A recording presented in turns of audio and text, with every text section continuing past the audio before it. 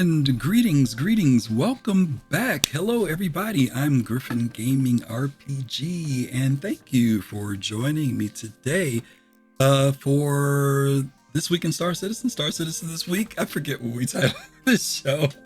Star Citizen this week. Actually, we've got a new title, a modified title, I should say, which is Starfield Citizen this week. You know, as much as I love this concept and idea of development of Star Citizen, I'm also very much aware of any space games that are out there. And of course, you guys know that one of the most anticipated games is Starfield by Bethesda. And folks have been looking forward to it for quite some time. It was originally supposed to be released last year. I think the date was 11/11/22, and it got pushed back by several months to September 6th of this year. And I'm one of those people that believes if the company needs to do that, then they need to do it. I've heard so many horror stories over the years of developers who basically have told over and over again that they've told their publishers, the game's not ready. We need more time. And so many times that's been ignored by publishers. Publishers are obviously out there to make money, which of course developers are too. They want to make money with the product that they make. But publishers are the ones that put the money on the table. They're the ones that handle distribution, advertising, all that stuff. And I saw some really sad stories where developers have gone to publishers and told them, we need more time. We need another 3 months, 6 months, a year. And publishers held their feet to the fire. Maybe a marketing campaign went out.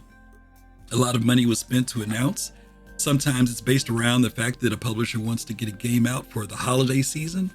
And so a lot of times money drives the decision for a game to be released more than, let's just say, common sense, right? And more for the fact of the gamers in the end, or for the project even itself.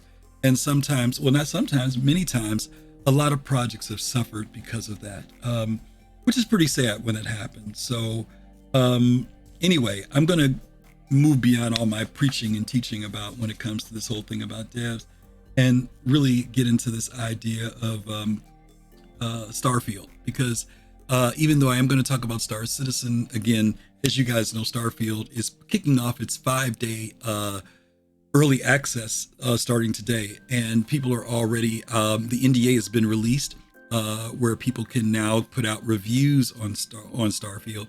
So I'm going to talk about that in a moment as well, but I want to talk about some cool ideas. Shady, maximize those profits. That's pretty much what it comes down to. But I want to talk about some ideas that I did see that Bethesda's doing that I'd like to run past you guys and get your thoughts on, see what you think. And as you guys know, my channel is usually a channel that's open for you to come in and share your thoughts, either in chat, or you can come into the Discord channel and talk. There's a link there on the page. If you want to come in and share your thoughts verbally, I encourage that just as much. But if you're a little on the shy side, or you got laryngitis, like me, and if you just decide that you want to put it in chat, I'll do my best to catch your comments in chat. But I do want to run some things past you. As I was watching this morning, a young lady who is a fairly small YouTuber. She only had about 4,000 subscribers on her channel, but she was given the opportunity to receive both two things: a creator's kit, appreciations kit, and she also had purchased the Starfield Constellation Edition. And I guess the content creators were given this little kit with a jacket and some really cool items and stuff, which I thought was pretty nice. I'm not sure how many content creators got that. I don't know if it was a random thing where you put in for it and you just got your name got pulled. But anyway, it was pretty cool. But the second thing that she did was she bought the Constellation Edition. So I want to do is go to that for a second and talk to you guys about what do you think about items like this. If I can get my channel thing here to change so that you guys can see that a little bit better. As you guys know, Starfield was put out. I think there were 3 different tiers for it. There was a basic tier, there was a deluxe tier, and then there was a constant. No, there were 4 levels, I think, now that I think about it. There were 3 or 4. I know there was a basic, which was the game, was $69.99. And it's interesting because the prices of games are going up now. We're moving from what used to be $59.99 US dollars to now 69. It seems like that's going to start moving toward what the standard is for AAA games. I forget what the other game was that came out. It was something just recently came out that was that same price, and it wasn't Starfield. I'm trying to think. Maybe it was, I think it may have been Hogwarts. No, maybe it wasn't Hogwarts, but there was some other game that came out recently that was $69. And I'm like, ooh, something tells me that, like everything else, inflation, everything else has gone up, and it seems like the gaming industry is going to probably start making that for a AAA top tier game. $69.99 is going to be the new price. Anyway, the next price after this was, I think, a deluxe version at $99, and I had considered going with that because for the additional $30, you were going to get the expansion Shattered Space that they were going to do for the game. Yeah, there were 4 tiers now that I think about it. So that was going to be the next tier. $99, you would get the Shattered Space extension. Then there was I think $110 one, but the other one was, it came in a steel book, the steel case, the aluminum case, and you would also get the Starfield patch, the shoulder patch with their logo. That was going to be included. So you got a hard copy DVD, if I'm not mistaken, to be able to use. And then you would also get the patch. And you got the 5-day early access as well. And then the final was the granddaddy, which was or grandmammy, whichever way you want to look at it, the Starfield Constellation Edition, which was $2.99. That included 5 days of early access. You get the Shattered Space expansion. You got the Constellation skin. Oh, that was the other thing too. In the $99 when you got like a miner's skin, it was a miner's suit and something. There were like 2 items that were virtual that you got. Same thing for the package after that, but the Constellation Edition, you got the skins. You also got a soundtrack, which is a pretty soundtrack. The soundtrack, the music is really pretty to this, and a digital art book. It's too bad, and I hate to say this. Well, I don't hate to say this. It's too bad that they're getting away from physical items for some things. The digital soundtrack is cool. Don't get me wrong. You can download that. That I get. But the art book, I get it that they give it to you. It's like a PDF or something. But man, oh man, it's so cool when you actually get something that is physical. And for the price that you pay, $300. Yeah, they should have figured out a way to throw that book in there for real. But that's just me. I like physical items. Everything being electronic is okay, but it's just something different. When if you want to show it to your friends, you got to get on the computer and show it to them, right? If you got a book, you got some people hanging out with you, you can show them the book. It's pretty cool. Anyway, and that was basically it for that. The other thing that you got, and let me cycle through these real quick because, hang on, I got to get my mouse in the right place. My mouse is in the wrong place. Let's see. Here was the Constellation Edition down here. So you got the digital download on this, it's like a USB, but it's actually metal. The product review I saw showed that it's actually made out of metal, and it's got like the Starfield coin built into it. There's the steel book over there on the left. And then you got the Constellation Chrono. This is an actual watch, real watch, that's Bluetoothed into you, so you can use it with you got a smartphone, it'll tie into that. There's an app that goes with it, all that cool stuff. And then here's the case, the watch case. And this case is actually a metal case. It's not plastic. They really put in the work on this. When I watched the unboxing of this, I was pretty impressed. I'm like, wow, it's pretty cool. Well, yeah, we're going to talk about that in a minute, BBG. Don't worry, we're going to go there. So anyway, my question to you guys is this.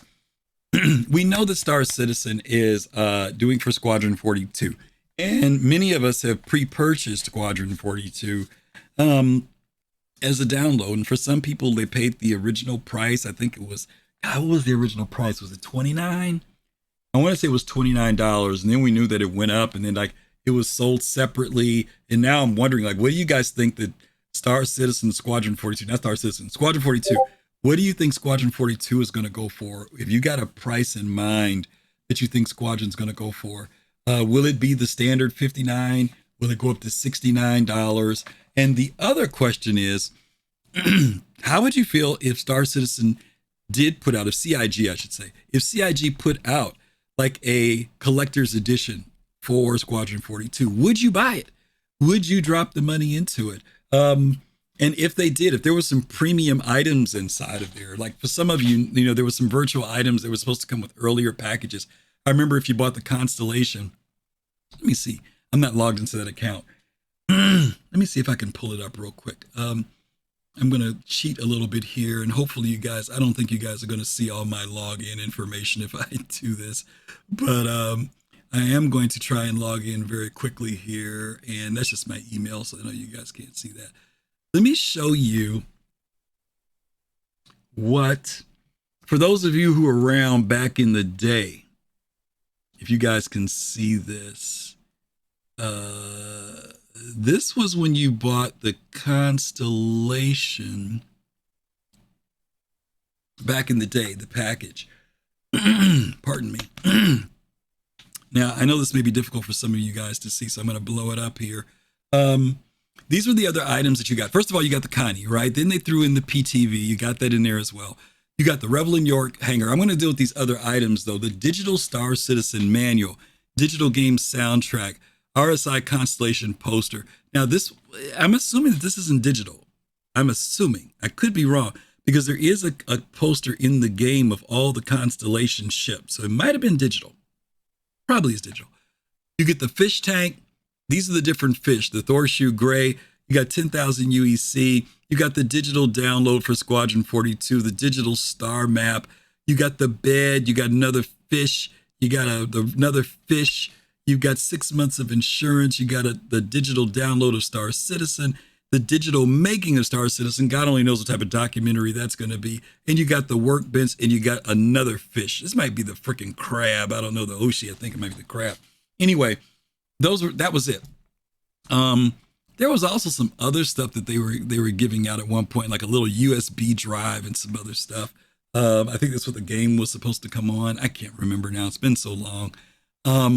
But my question to you is, here's my question. If CIG put out a deluxe version, a collector's edition, even though you've already got the digital downloads of the game, would you buy it? Would you buy it? Let's see what folks are saying here. Let's see. Bad reviews coming from people that never played the Bethesda game yet. Don't listen to the professional reviewers. Most of them don't even understand the game they play. Okay, skill progression slow in the beginning. Yes, they've gotten enough money from me. BBG says, I need to come away from CitizenCon feeling renewed to renew them ship purchases. Okay.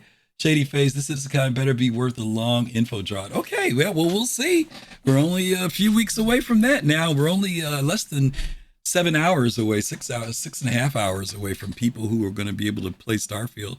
Now, I am curious about that. And since you guys have mentioned this, let me jump over to my next point, which is the Starfield review from IGN. I was surprised, to be honest, to see this. I did read some early reviews about game performance. That was all I cared about. I didn't care about gameplay or anything like that. But there were some people that said that the game was not as buggy as everybody thought, because of course on launch day, everybody thinks it's going to be buggy. But take into consideration, this is a standalone and not an MMO. MMOs are the ones that are really notorious for bad launches. A lot of people said, no, they didn't run into a lot of bugs, that the game ran fairly well. The performance was pretty good. So that was good to hear. I did get to watch a little bit of the IGN review. And, you know, everybody argues about IGN because they say, are they on the payroll? You know, are they just saying stuff to make it? But I will say this person said a 7 out of 10 at good. Now, I did listen about halfway through this and listen to what the complaints were about. And I said this to Montoya. Montoya and I were talking earlier. In fact, Montoya, if you want to come in, you're more than welcome to come in. I said, what did I say? I said, and I said this on Soul Citizens too, if people have played Bethesda games, if they've played a Bethesda game, then they will probably be happy with this game. They'll probably really enjoy it.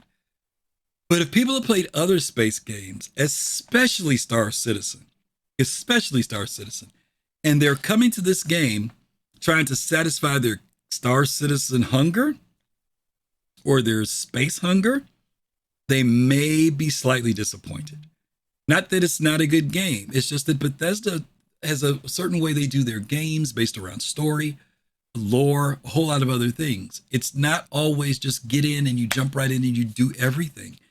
And the review that was here says a lot of good things and says some things that they have concerns about. And so there was nothing there to spoil it. There was no spoilers in it, nothing like that. I avoided watching cutscenes and all that stuff. But I just tried to listen and hear where their thoughts were. And like any game, there are areas for improvement, and there's also the things that you can give accolades to and say, hey, they got it right. And considering this is a new franchise for Bethesda, they're touching on a new genre. Even though developing and making games can be good, sci-fi people look for something entirely different than people who play D&D. And so if you've been into the whole side of Oblivion and Skyrim, that's one thing, and storytelling there is one thing. If you've been into the post-apocalyptic stuff of Fallout 76, you're going to be looking for something different. But if you're coming into the space genre and this is their first time stepping into this, we'll see if they hit the mark. I'm curious. There are a lot of people already putting out videos. Morph's got some stuff out there. I think Montoya said that even Paul has something out there. But I'm not going to look at any of the reviewers from a game standpoint. I wanted to know about I don't want to know about how the game is. I just want to know about the playability and things like that. So anyway, let's see what everybody's saying here. A petulant review from IGN. I'm watching Astropub and the game is smooth, expansive, and the best of Bethesda. Okay.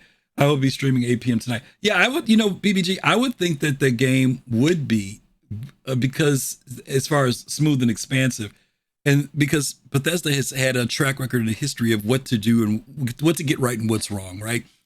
We know that even though Fallout 4 was very popular, Fallout 76 on launch was difficult, right? They had a struggle with that.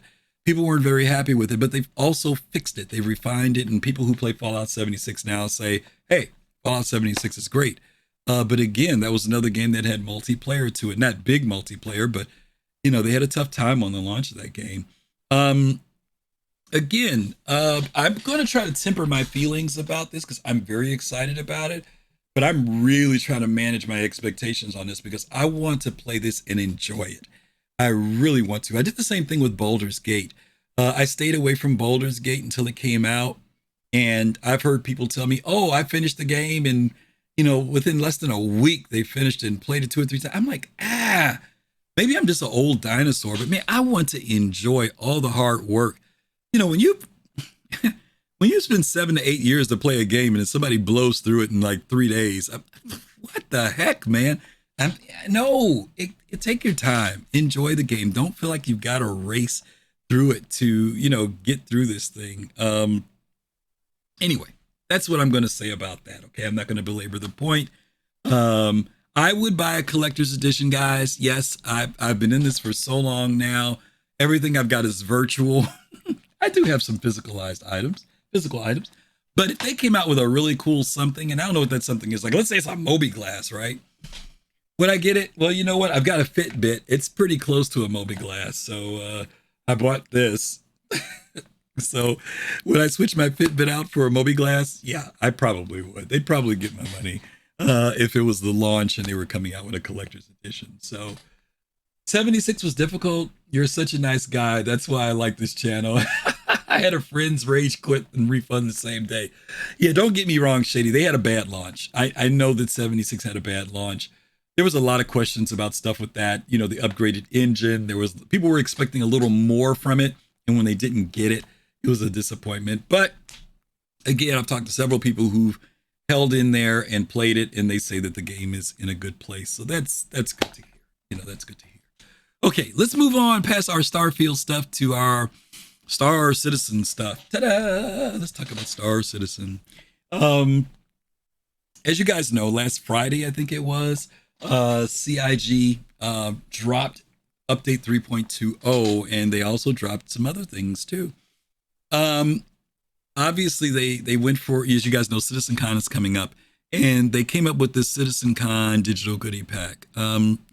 I think I talked about this a little bit on Saturday, but I didn't really, I didn't get into it too deep. But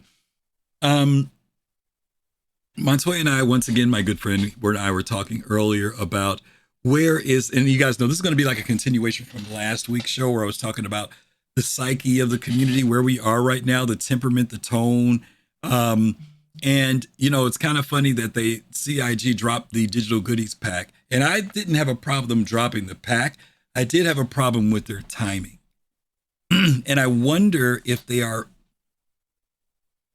really paying attention to where the psyche of the community is right now. And I'm sure that they are, but I felt like dropping the digital goodies pack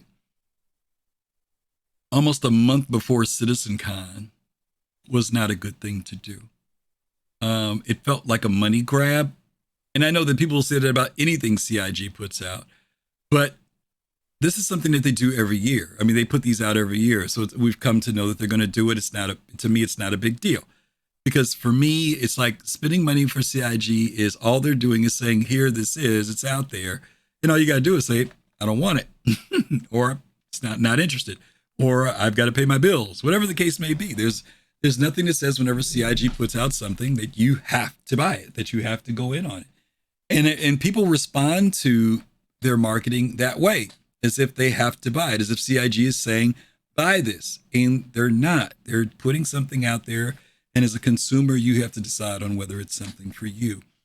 Now, I've gone to all of the CitizenCon so far in the States since 2016. And because I'm attending, I'm getting this. So maybe that's why I have such a passive attitude. But let's say if I wasn't going to CitizenCon, would I buy this? I don't know.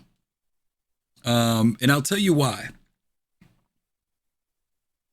When it comes to virtual items, most of the time, I feel if I'm buying something, it needs to be something that is more than just memorabilia, but I want it to have a function in the universe.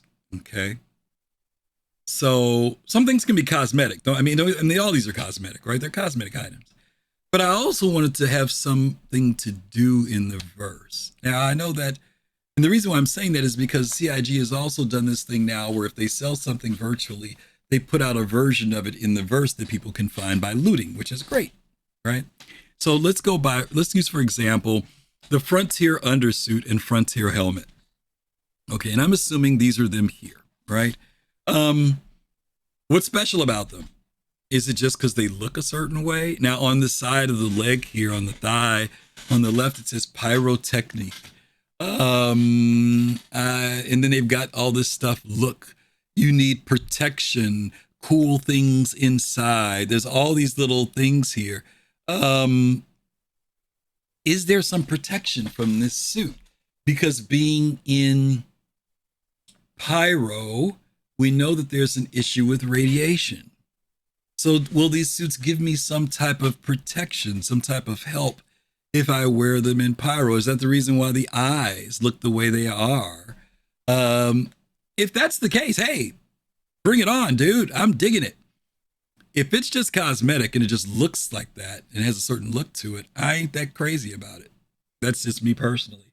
Now, maybe if you buy it, you get it in this color, but you can find them in loot boxes and other places or steal them off of other NPCs and they still function, then that's cool. But it has to have some functionality for me. If there's no functionality, I'm not digging it. So that's my problem with this. Let's see what else they got here. Okay, the trophy. They put the trophy out all the time, so that's cool. That basically means usually it means you went to CitizenCon, but if you get it, that means you watched CitizenCon, so that's okay. The Outlaw Shotgun. It's got functionality. Very cool. Headhunter Gang Relic Collectible. Now, I don't mind that because the collectibles, if it's something rare, and like for some of you guys remember, they had these collectibles, these things that were in glass cases that you could set up in your hangar. That's functionality. That's cool. I don't mind that. Now, but here they say that the ship plushie and the ship challenge coin were redacted. Now, somebody help me out with redacted, because redacted means a couple different things. Redacted in general usually means that something is hidden away or covered up so that you can't see it. So when you see a document in a legal term, it says that the names are redacted. That's usually when it's blacked out, or they make it where you don't know who the name is. They'll say, suspect A, or something like that, right? It won't say what the person's name is. But redacted can also mean something that has been revealed. So I'm not sure what they're saying about this. So maybe you guys can figure it out. changes every year, but okay, time change. Okay. And then they say the CitizenCon 2953 Dragonfly paint. Okay, paint, get that. That's cool. Pyrotechnic Amalgamated Spectrum badge.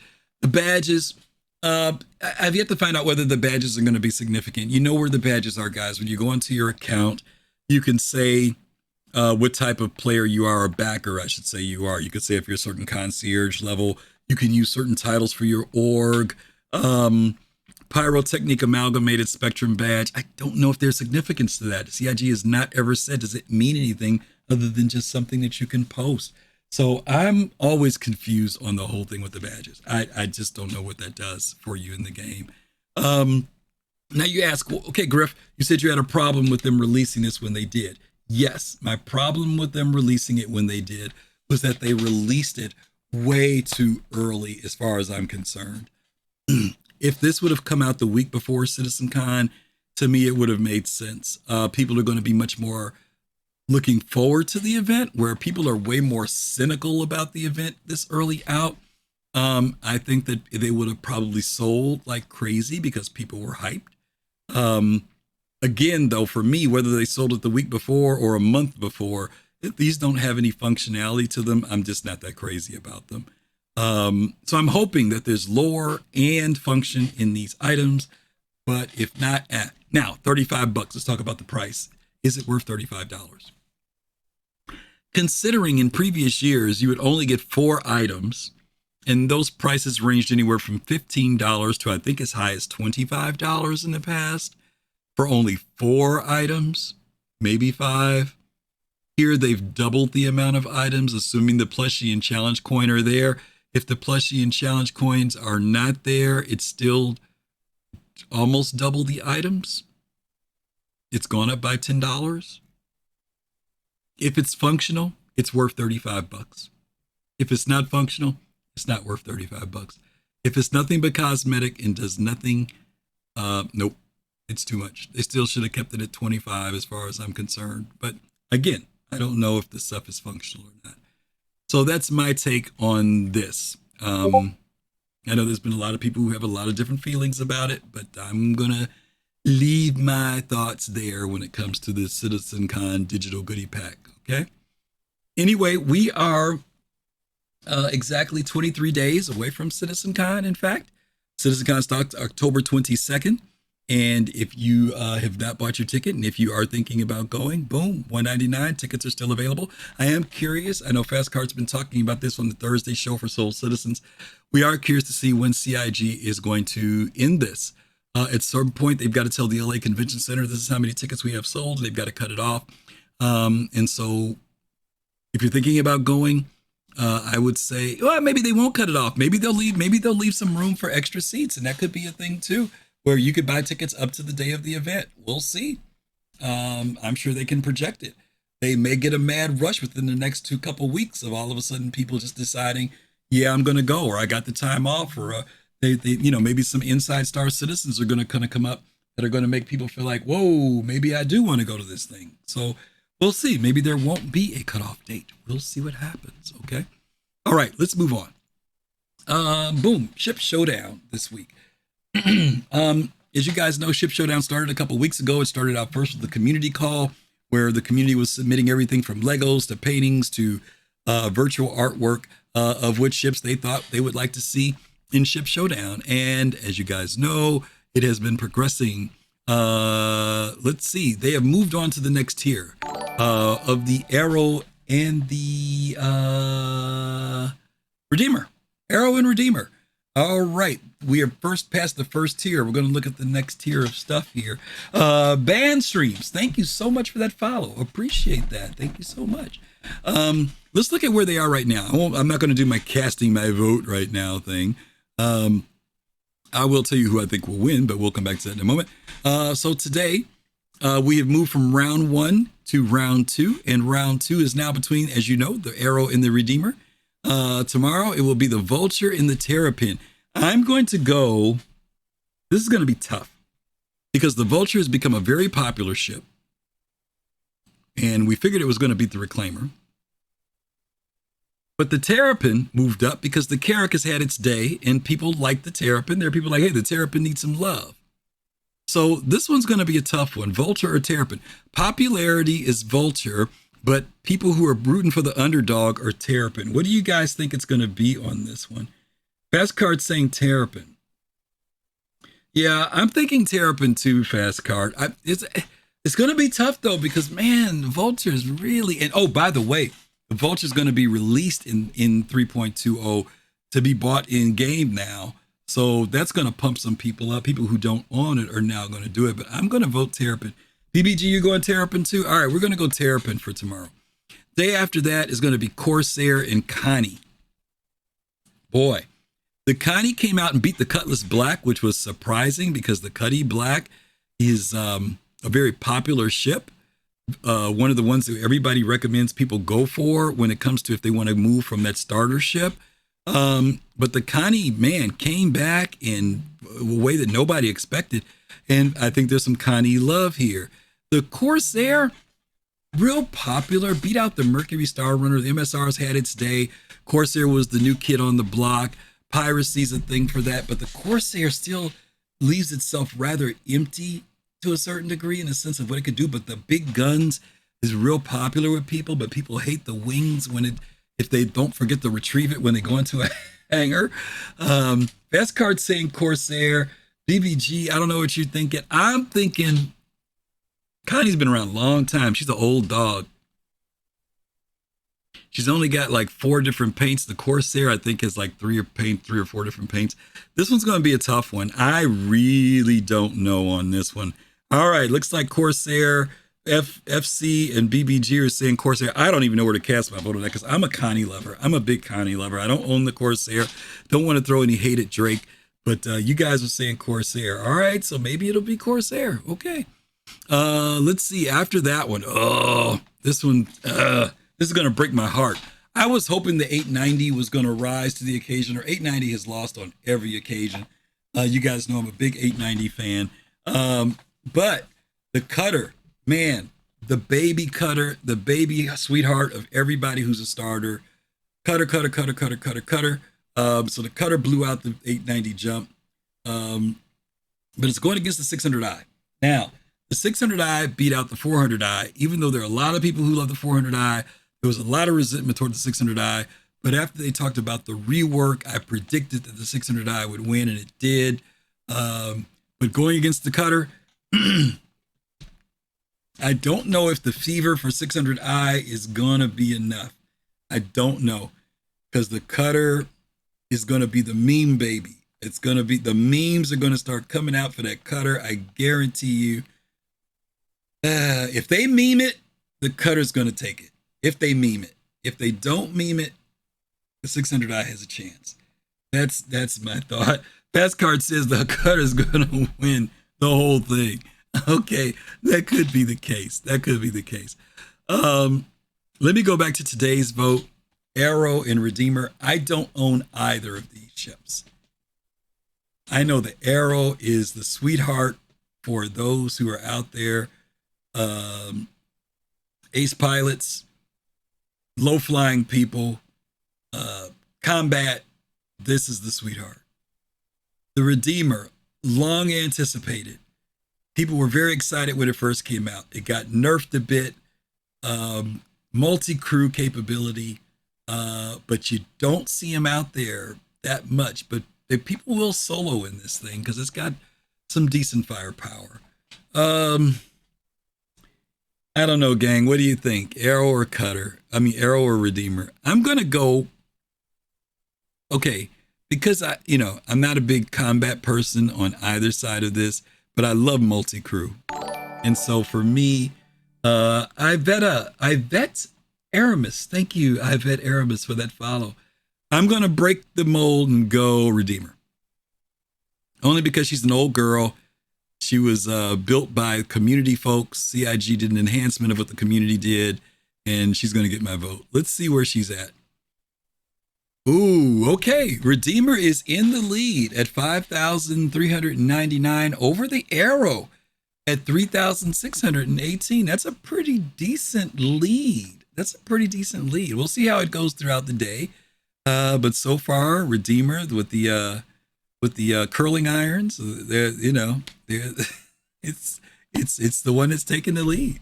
So we'll see what happens with this. But in the end, Fast Cards predicting Cutter's going to take it all. I know memes were strong last year, and memes took it last year, but I don't know. I don't know what the top four will be. If I had to come out of this at what the top four will be, I will say the Cutter will be in there. Terrapin will be in there. Redeemer might make it in there. And Corsair Connie. Maybe Corsair. Maybe. I don't know. We'll see. We'll see what happens on that. Okay. All right. Let's move it right along here. CitizenCon. I want to throw get some questions about this thing with CitizenCon. Maybe you guys can tell me. When CitizenCon got announced, there was a lot of, for some people, there was excitement. For me, I was like, oh man, CitizenCon, great. I'm pumped. I'm ready to go. Then there was a lot of pushback. And let me ask you this. The reasons why I've heard people say they're not going to CitizenCon. I'm not saying everybody should go. Believe me, going to CitizenCon is no small task. This is like taking a vacation. So, first of all, just having the time to go is a factor. But let me ask you this. These are some of the things I heard about why people were not going to CitizenCon. Number one thing I heard people say, LA. Los Angeles. That was the number one thing I heard people say. Los Angeles. Okay. So I'm not going to tell you I just want to know, why do you think people say LA? The next thing I heard, expensive. Expensive. Next thing I heard people say, the event itself. Not in the sense that there's not enough information, but the ticket prices. The $199 and the $299. For some people, they said it was too expensive. Too expensive. Let me stop with those three. Put in chat, or you guys click on the link, come into the chat and talk to me in Discord. Tell me whichever one you want to tackle. LA, expensive, talking about the whole trip, expensive, or the ticket prices. Or four, there was some sentiment about where the game is. There was sentiment about where the game is. People felt like there wasn't enough there. They feel like if they spend that money and they go to the convention and if they don't deliver certain things, they just don't want to do it. So yeah, put it in chat for me. Tell me, or come into chat, come into Discord and talk to me. Tell me what you guys think. Fast Card says expensive is valid. Expensive. You mean just the overall trip, Fast Card? Is that what you're saying? Just the entire trip? Is that what's expensive is for valid? Airfare, car fare, bus fare, ticket prices, the whole thing. I'm really curious to see what you guys think. Let's see. BBG, I'm going in spite of LA and in spite of the history of some CitizenCon announcements, mainly to fellowship with the community. Okay, so in spite of the cost, in spite of any announcements, in spite of anything else, the community thing is what you're looking forward to. CitizenCon, not con. I know. I figured that's what it was. BBG, don't worry. That's why I kind of chuckled. Okay, so you're going for a community. Now, I've said this before in the past when I've gone to CitizenCon, regardless of what the presentations have been, probably the other half of my enjoyment has been connecting with the community. And I agree with you, BBG. If you're going to this event, well, let me say this. A lot of people, when they first go, they do go because they're anticipating the con. They want to see what CIG is going to do. And I probably did too. The first time I went, it was like my first time really going to like a game specific convention. I'd gone to other cons before, but not one that was built around just this particular game. But I will say, when I walked away from it, my enjoyment was the fact that I got to hang out with the people in the community and get to meet so many people, not just meeting the people that worked at CIG, but man, the fact that I got to meet so many faces, and I wasn't into streaming at that time. You know, I watched streams, I watched YouTube, I watched Twitch, but I wasn't streaming at all. So it wasn't even about like the streaming aspect of it. It was just the fact that like I met Fastcart at my first CitizenCon. I think it was my first one. Did I meet you at the first one? Or was it the second? I can't remember Fastcart. I know we were both at the first one. I've forgotten now.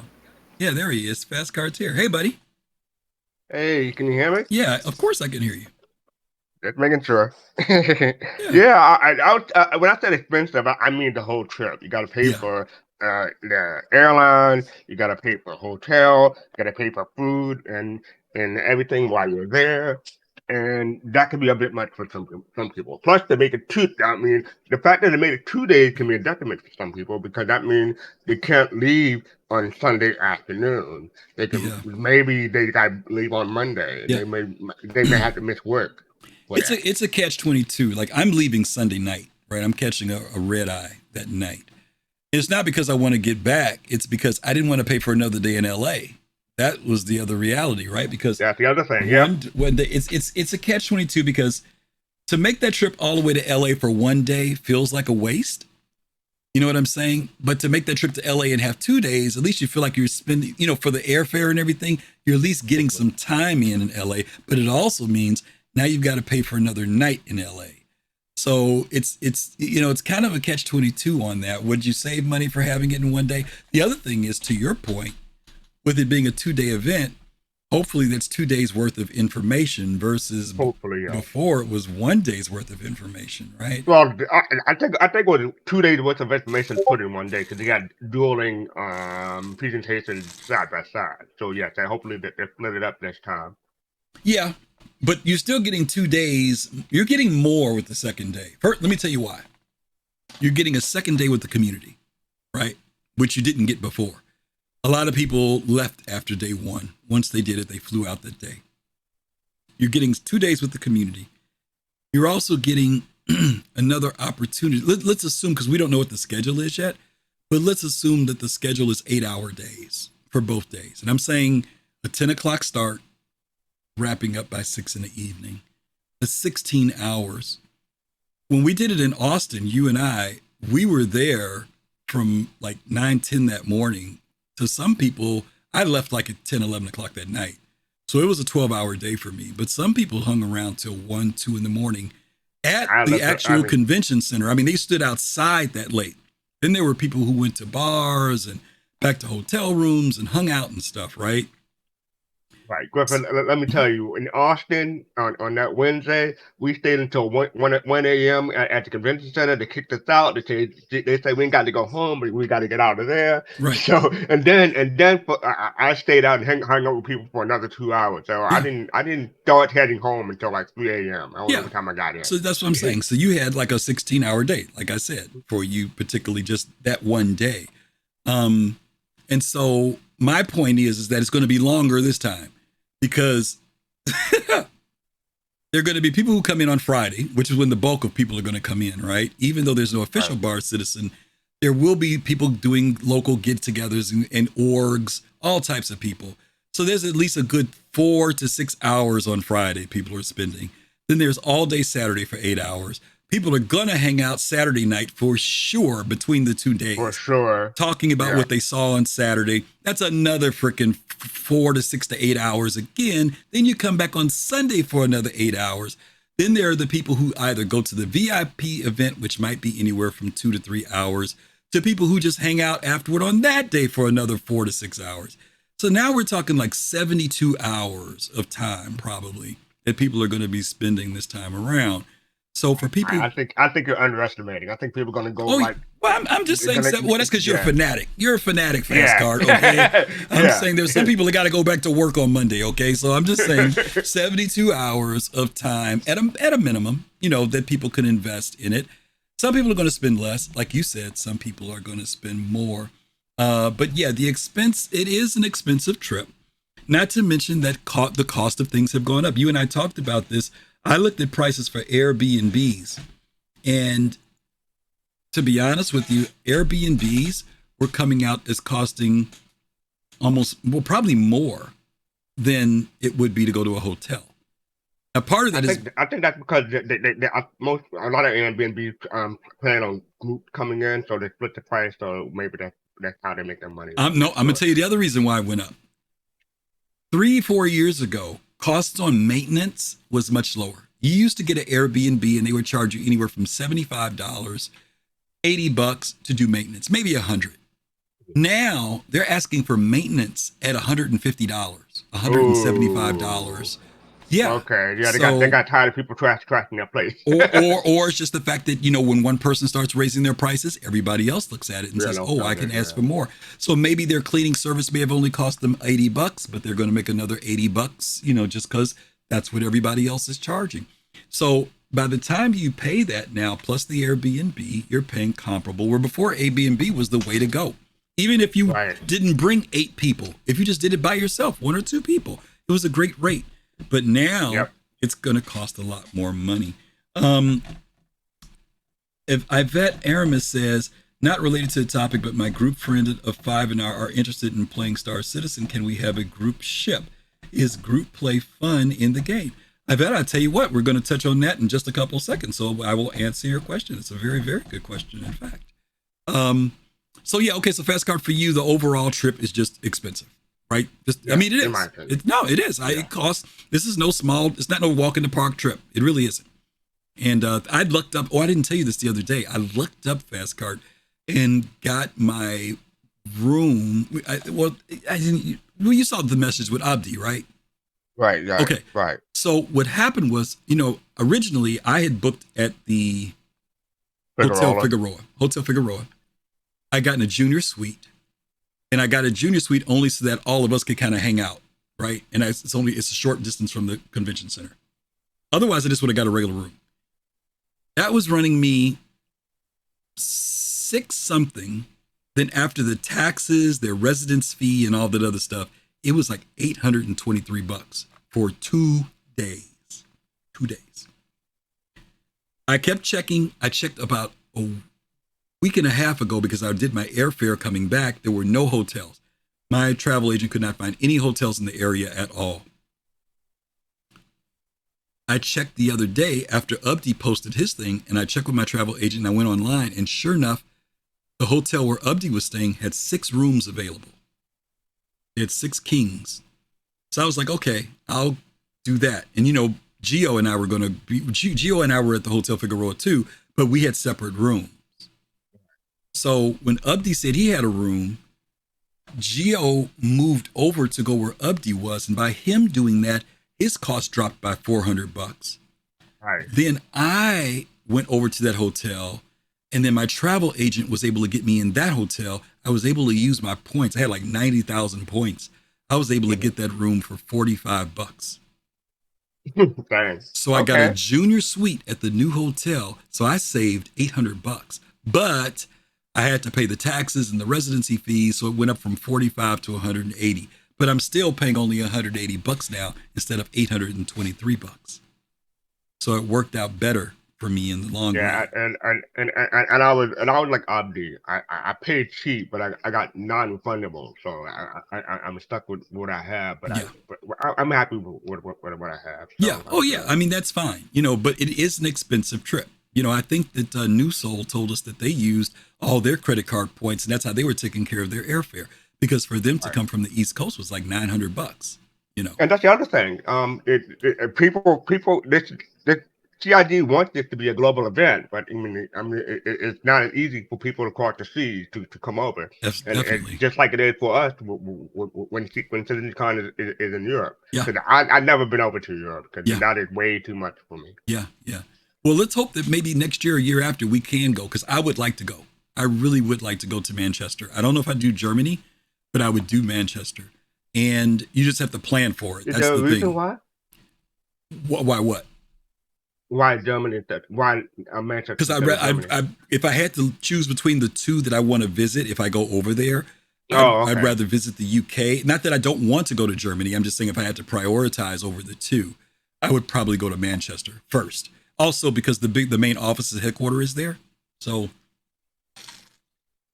But don't get me wrong, I'd love to go to And Germany. But see, the problem is when you go over there, that's got to be a trip. You know, I've got to be willing to go over there for a week and stay so I can see the country.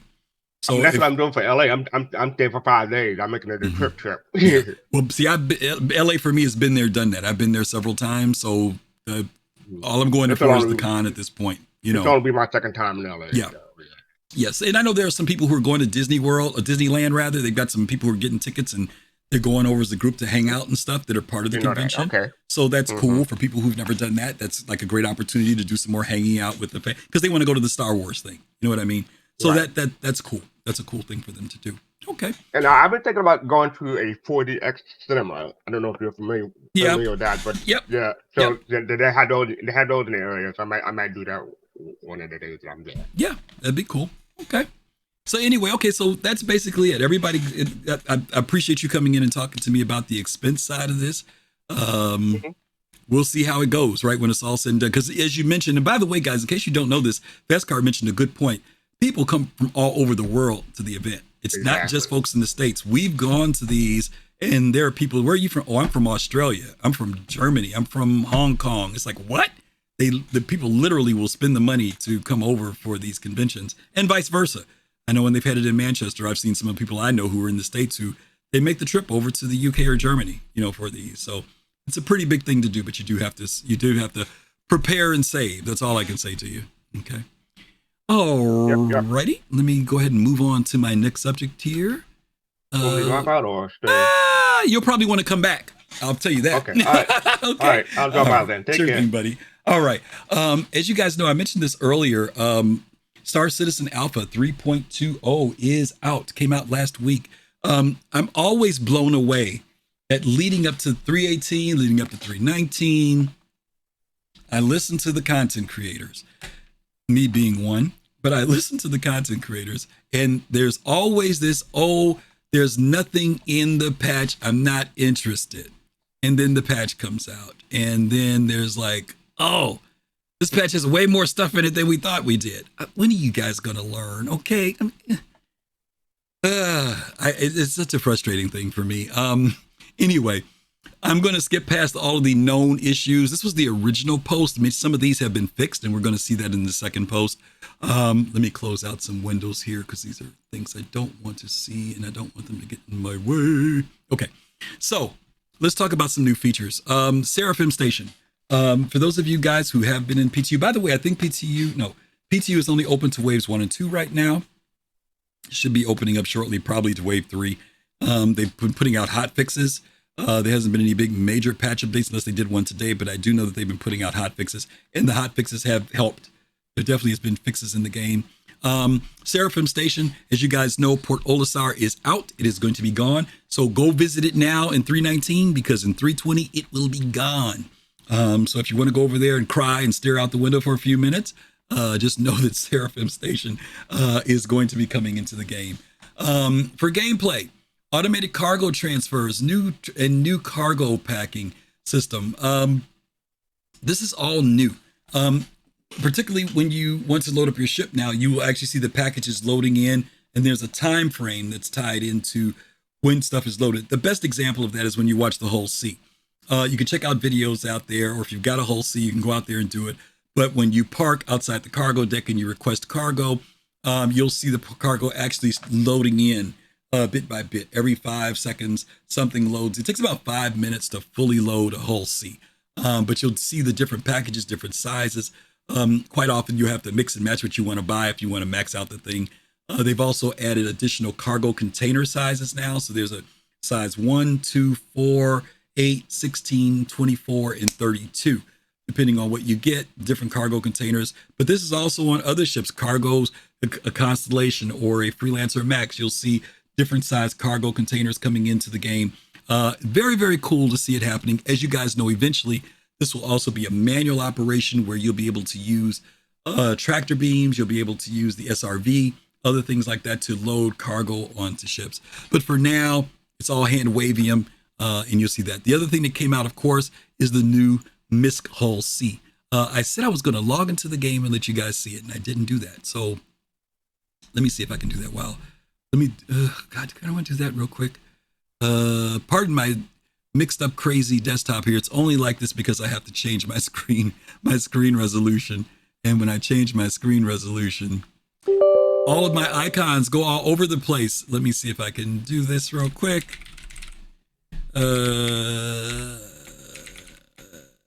Thank goodness you cannot see my password. Let's go live. Is there a patch? No patch. So we're going to launch the game while we're sitting here. And while that's going, I'm going to go back here. So the whole C. New things. Let's talk about the features. Feature updates. The Underground Facilities Rastar update. Rastar is a tool which is used to quickly build POIs on the planet surfaces. I went out with my buddy Vaverick last night. We took a look at one of the new UGFs. In case you guys don't know what UGFs are, those are underground facilities. And yes, when you go to the underground facilities now, if you frequent them enough, you'll see the difference. If you don't frequent them, you'll probably not even notice that there is a difference in the UGFs, but there is a difference in the UGFs. Sorry about this, guys. My screen is loading the game. Everything's popping up except for what should be popping up here. What is this? Get rid of that. Go here. Okay. So where am I at here? UGFs. There we go. So when you go there now, they look randomized. Well, not randomized. There's also more stuff there. There are more buildings at the facilities. There may be a waste reactor over here or some type of solar panels over here. Before, everything was kind of in that one little spot where the building was, where the facility was. Now there's stuff like set out maybe several hundred meters away or 1,000 meters away. It looks more like a installation, more than just the one building surrounded by a few cargo boxes and some other stuff. So it's very, very cool. The wheel handling improvements. I have not taken out a wheeled vehicle yet to test this out. I'm trying to go through these one by one, but I did the UGF, I did the whole C. So there's supposed to be better improvement in handling for vehicles. AI ship difficulty rebalance. I have not had any conflicts with NPCs yet, so I don't know about how the AI are responding now. Vaulting and mantling. I did go down in a UGF last night, but I didn't try to jump over any rails and stuff. And I haven't gone in to do any climbing, so I don't know if this is in. I mean, I shouldn't say I don't know if it's in. It's in, but I haven't tried it yet. Air ledge grab, so we'll have to try that out too. Mining stability and polish. I've been told, not that I've been told, I know. When you go mining now, the stability level of a rock when you're mining it now has changed. It says enhanced lifetime of rock coolers. That's in relation to the rock vehicle. But I do know when you're mining now, the stability factor is not as wild as it used to be. It's much, much better when you're mining on rocks. You can see here there's a ton of bug fixes that got put in. I'm not going to read all these, but there are a lot of them. And then, of course, you guys know that there was an Arena Commander 3.20 update. Now, this was done. You guys know they did this first. Evocati worked on this first, and a lot of people thought the 3.20 wasn't going to come out because they said, it's getting late. These guys are monkeying around Arena Commander. They even had a chance to mess around inside the PTU. Nobody's messing with the whole C. But Evocati did get a chance to get in, and they did get in and play in 3.20, and they did get to submit fixes and stuff, and we do have it in our hands. So the idea of 3.20, a lot of people were saying, maybe they won't release it until CitizenCon comes out. Nope, that's not going to happen. CitizenCon is going to be in the fourth quarter. So I think CIG really does want to push this out before CitizenCon comes out so that whatever they want to present at CitizenCon will be about either a 3.21 or about a 4.0, one of those two. I think is what they're going to be looking to do. Unified front-end lobby system. If you haven't had a chance to go into Arena Commander, the lobby is totally new now. One of the things that's really cool, I was in with was it Icaro and Colossal the other day. They went into Arena Commander. I was doing something else in the PTU, and I said, I joined them, and I came into it. First of all, I had never seen the new UI, and the new lobby system is brand new, looks very cool. And I could see, because they were my friends, I could see where they were in Arena Commander. And what was really cool was that I was able to, while they were in there, click on it and launch in with them. I didn't have to be in ahead of time so that we all launched in together. It was really, really nice to know that they could say, hey, Griff, we're over here, come join. And I joined in with them, which was really, really nice. So definitely a new cool feature that's in there. Spawning and loadout module refactor. I have not monkeyed around with this yet in Arena Commander. But you can change out your loadouts differently now in there, which is supposed to be pretty cool. There are new rewards in here for if you do the pirate or vandal swarms, all that stuff. They've got all these new things in there. All these new game modes are in there now. There's gun rush. There's a tank royale in there, team tank battle royale in there, single weapon elimination. So they've got a lot of cool stuff in Arena Commander. The master modes. Let's talk about that. Master modes are in Arena Commander. They're not in. I don't think they're in the PTU, but they are in Arena Commander for you to try them out. Now, I got a chance to monkey around a little bit with this yesterday. There are some people out there who have some great videos out there. Avenger 1's got a really nice one that explains this, how it works, but it's pretty straightforward once you get what they're trying to do. Now, some people may not like it.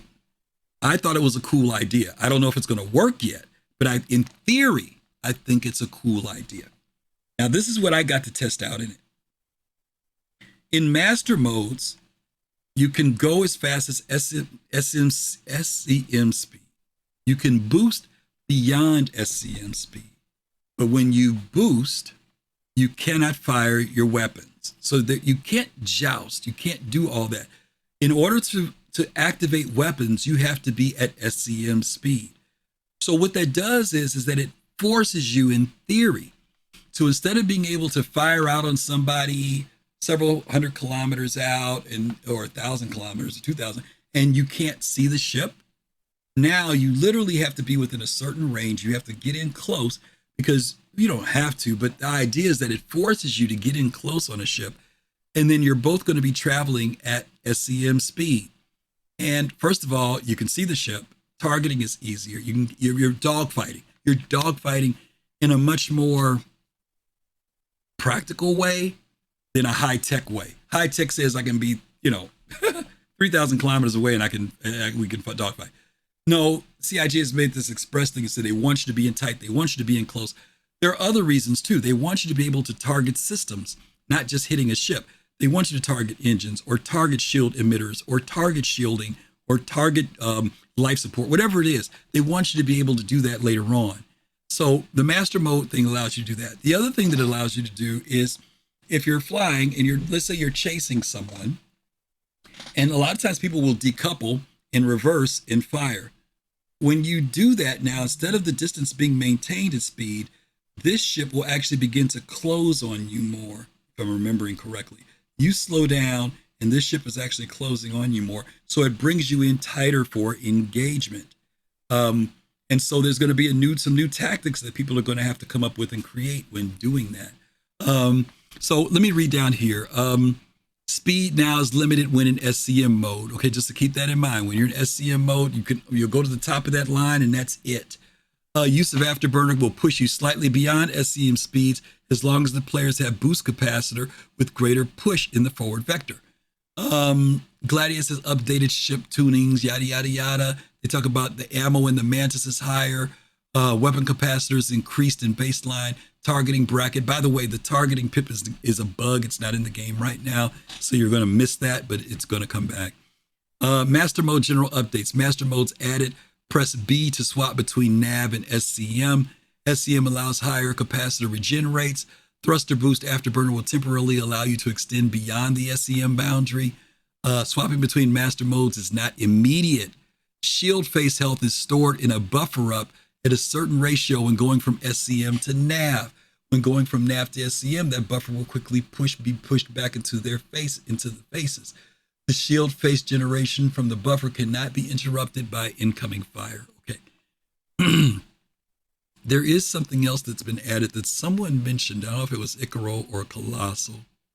I can't remember. Okay, by the way, as I'm scrolling through this, you guys are seeing this is all new stuff that's been put in, just so you guys will know, okay? There's new maps and other things.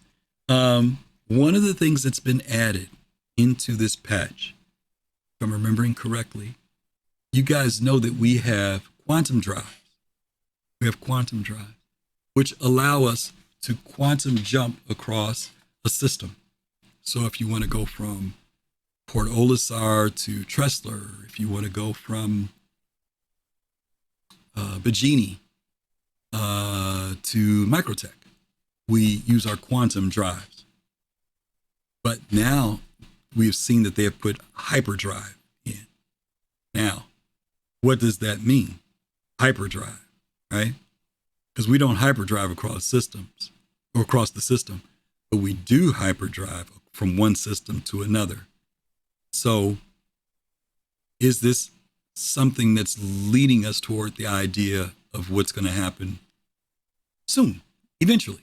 I'm not going to say when, but in order to get from Stanton to Pyro, from Pyro to Nix, from Nix to Goss, or wherever, you have to have a jump drive.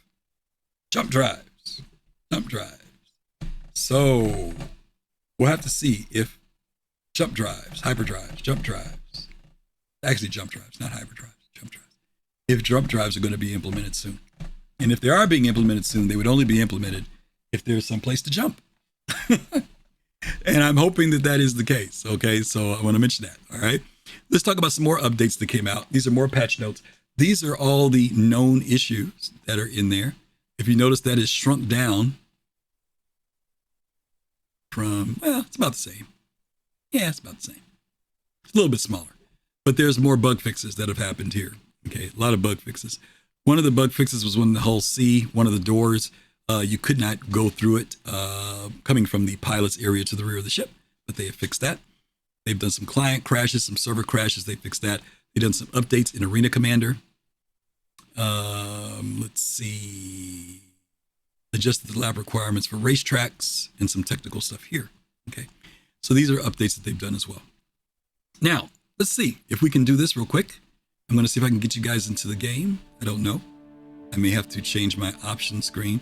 I know I'm playing the game on the small size, guys, so please forgive me. Oh, did the game crash on me? What's going on? Game crashed. Oh, my computer crashed.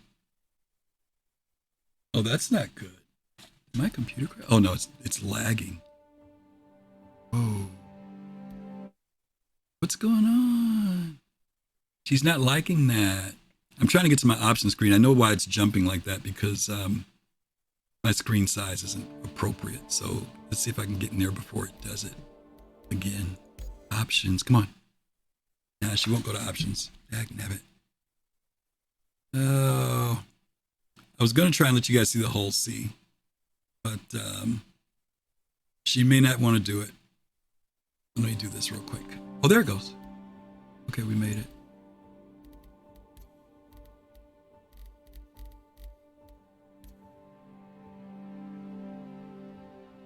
Let's see if she stays. Come on. Wow. This is something I've never seen happen before. Give me a second here, gang. Let's see if we can do it. Can we do it? Will she hold? Come on. Oh, no. Come on.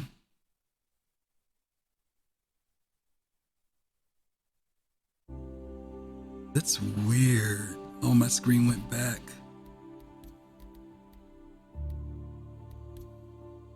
Let's see if I can get it to stay, guys. New option apply. Yes. Okay. There we go. All right. We got it. Yay. All right. Cool. All right. Let's take a look here. We did launch into the PTU, and I think we did. Should we go here? No, we can go into. No, let's go into Arena Commander. Let's go here. This is the new interface that we talked about. Free flight, and go to vehicle selection, and we go to MISC, and we go to the whole C, we go to select ship, and then we launch. It's that easy, that quick, that easy. Like I said, it's got a new look, but it's very, very nice. Let's see. Okay, and now we do deploy.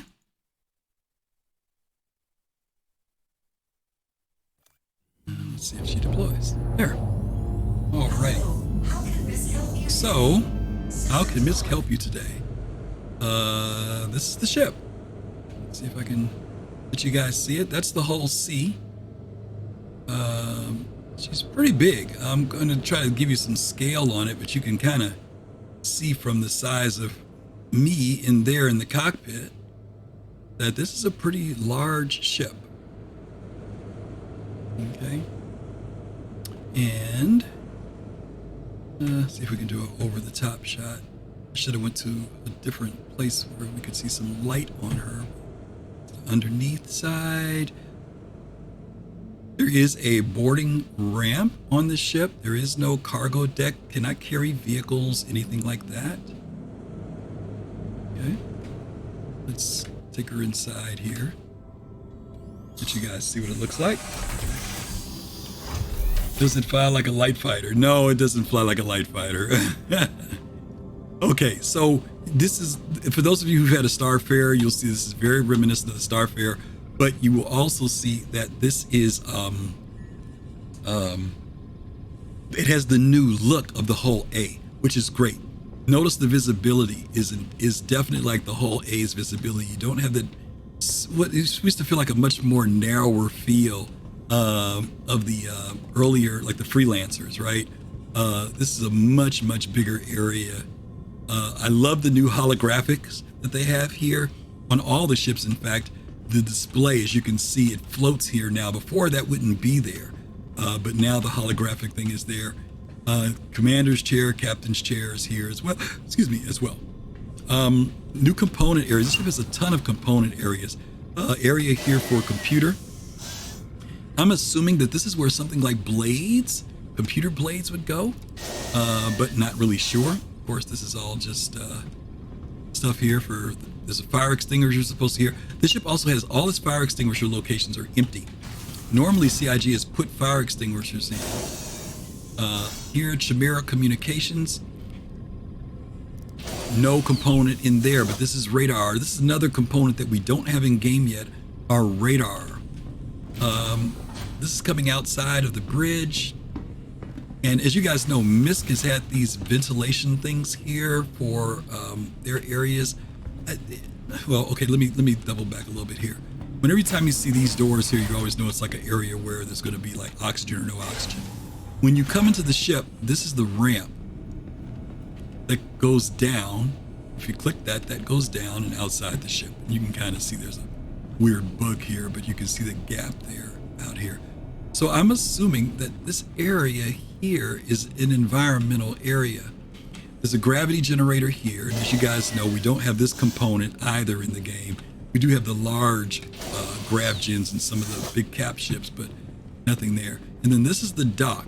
This is on the side of the ship. Let me see if I can get an external. This is that door right there. And if I open it, there it is there, okay? And you can see I'm standing in there, sorry. You get the general idea. I'm not gonna do a lot of moving around here with the camera stuff, but that's that. It leads outside. So when you dock with this ship at a docking collar, this is where this goes. Okay, this does work at stations as far as the docking collar goes. Or if you land in a hangar or outside with the arms down, you would use this to enter and exit the ship, okay? This area here, I have no idea what that's supposed to be. This is for designated areas for the pilot's environmental suit, engineer's navigator, and captain. You'll see this repeated throughout the ship as well, okay? Once you've compressed this area or with oxygen or put oxygen back in here, you come out of the airlock and then you're in this area here. That goes up to habitation. I'm going to come back and visit that in a second.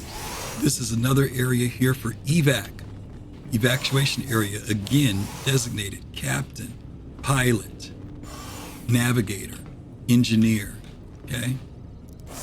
This opens the door. There is a release mechanism inside also for that area. Medical, and then we have these storage areas down here. They don't work. They do work in other areas of the ship. Okay. Down at this end, we have life support. Again, another component that has not been added into the game. Am I wearing a helmet? Yes, absolutely. I am wearing a helmet. Let's see if I can show there. See? I am wearing a helmet. Helmet. All right, and then more storage areas here. Okay. Let's go into habitation.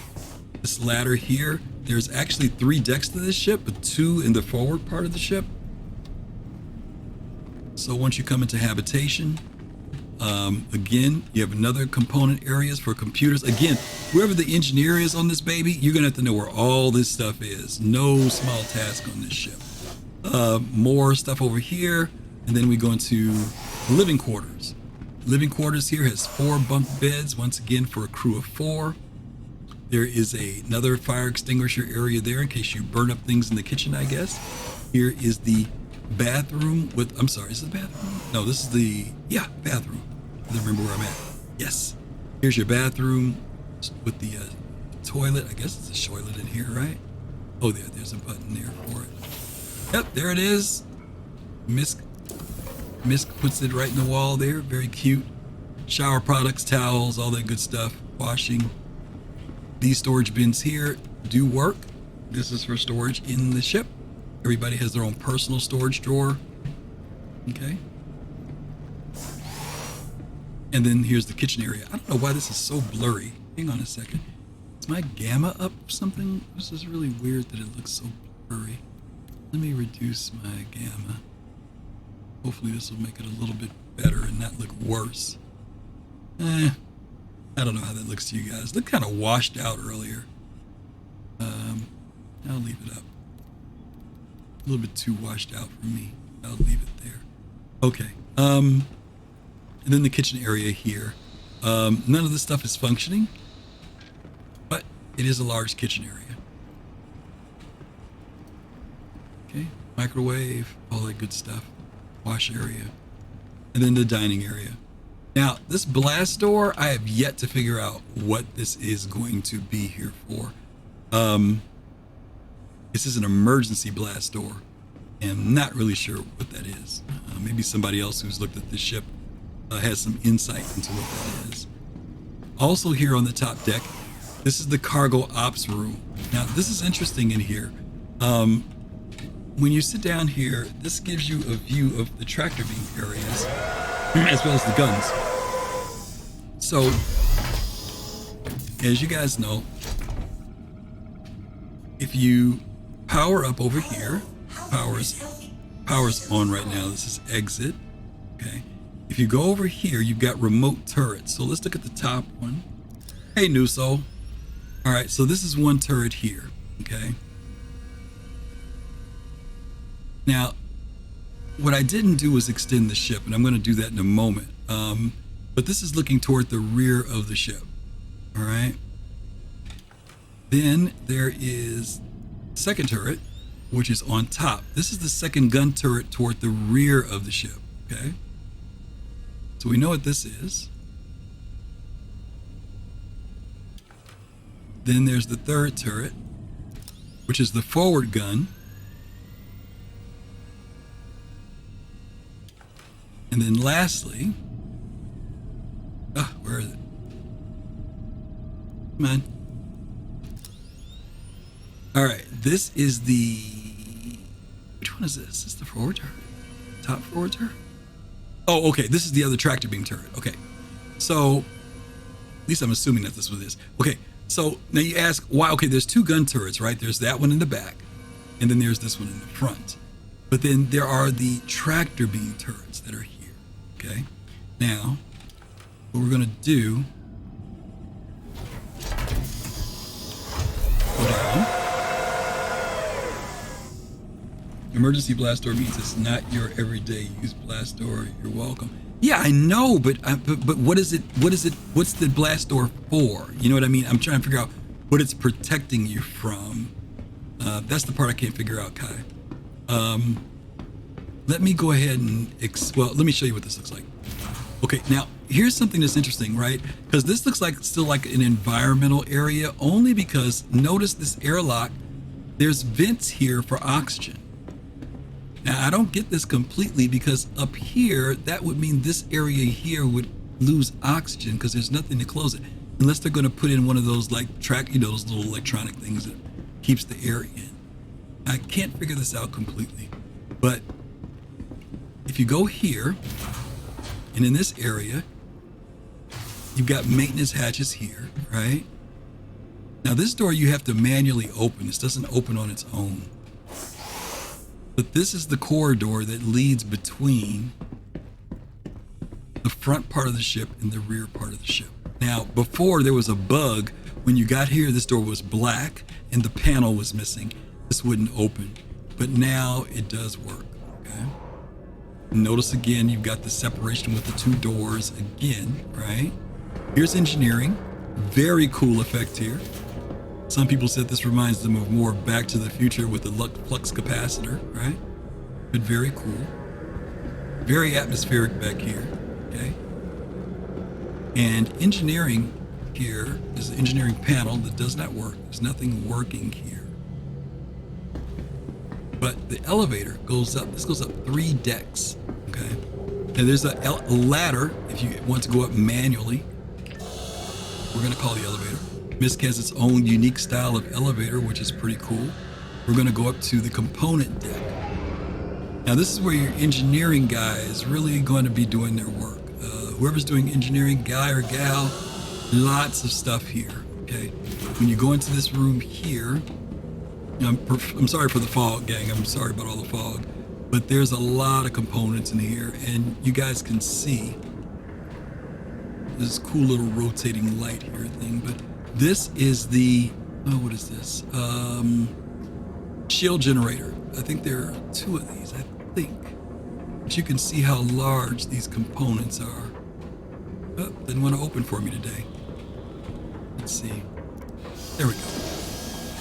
So that's the size of a shield generator for this ship. That looks like a size 3.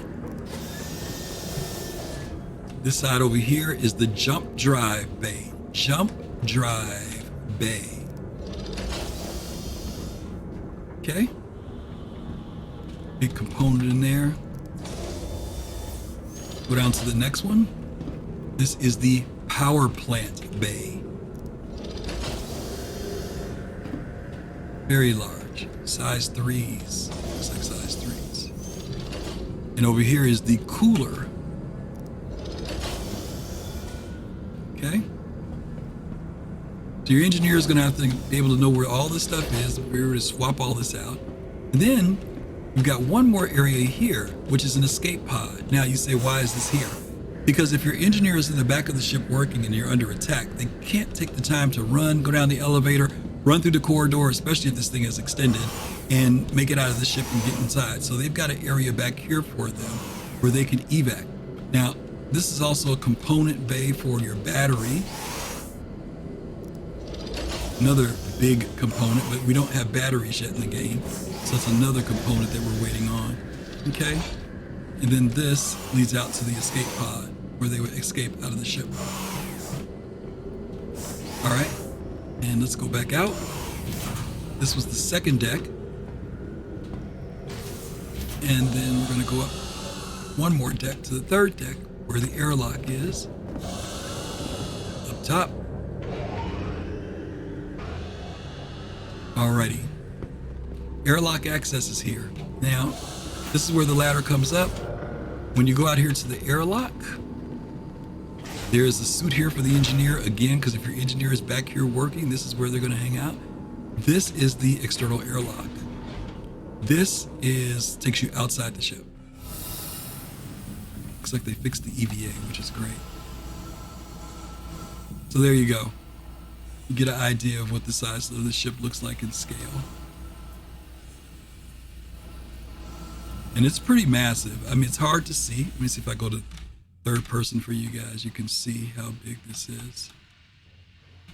That'll give you an idea of the scale of this thing. It's really, really big. You'll probably get inside the engine. I don't want to do that because I might die. But you get the idea of the scale of the ship. It's really, really big. I think these are size 3. Remote turret. And here's the other turret that we looked at earlier. Okay.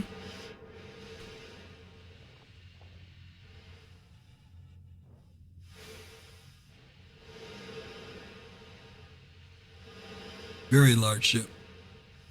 Now this is a hull C. I can only fathom what the size of a hull D or a hull E will be.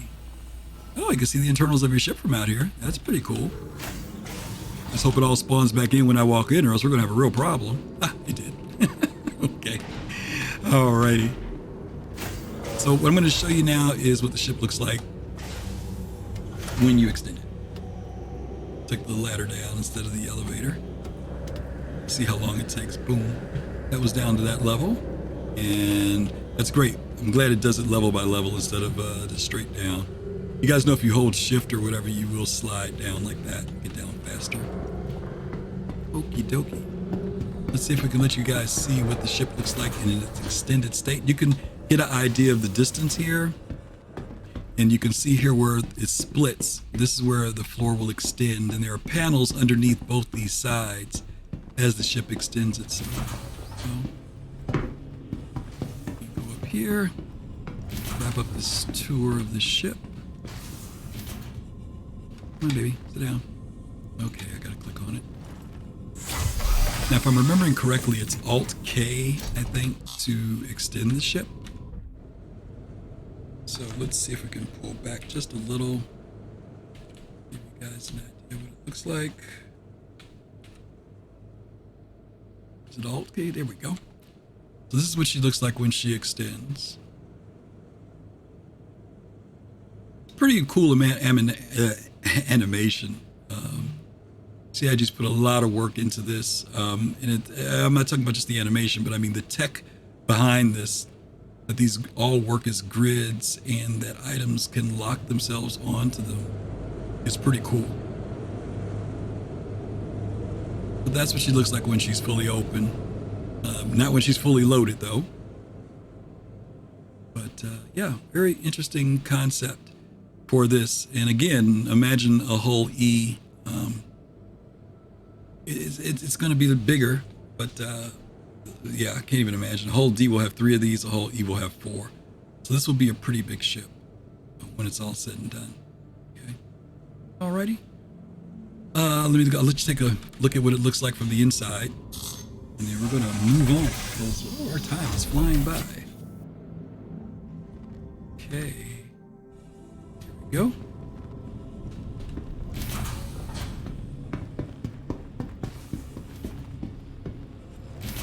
Okay, you guys can see now the hallway has extended much, much further. This is where the new panels came out. You can see the rails in them. It's gotten to be a much longer walk now. That's where the other panel starts, in there. Okay? That gives you an idea of the size of the ship. So yeah, you wouldn't want to have to make this run if the ship was on fire trying to get to your escape pod. You really just want to get in the pod in the back and call it a day, right? Okay. So that is the Hull C. That's the quick ship tour of this particular ship. And as you guys know, the lore behind this ship is that it is one of the most used freight ships in the UEE. So there will be a lot of NPCs, not just players, but you'll see a lot of NPC traffic out there with the Hull C. Okay. Alrighty then. Let's go back. Let's try to go back to, let's see. I don't want to see that. I don't want to see that. I want to go back. Whoops. Come on, baby. Where are you? There we go. Ah, there we are. Okay. So that is the Hull C. I hope you guys enjoyed that very short tour of that ship. I want to get ready to go now to Thursday Therapy. As you guys know, this on the second half of the show, I do a thing called Thursday Therapy where people can come in and talk to me about Star Citizen, the state of Star Citizen, how they feel about Star Citizen, good, bad, ugly, whatever the case may be.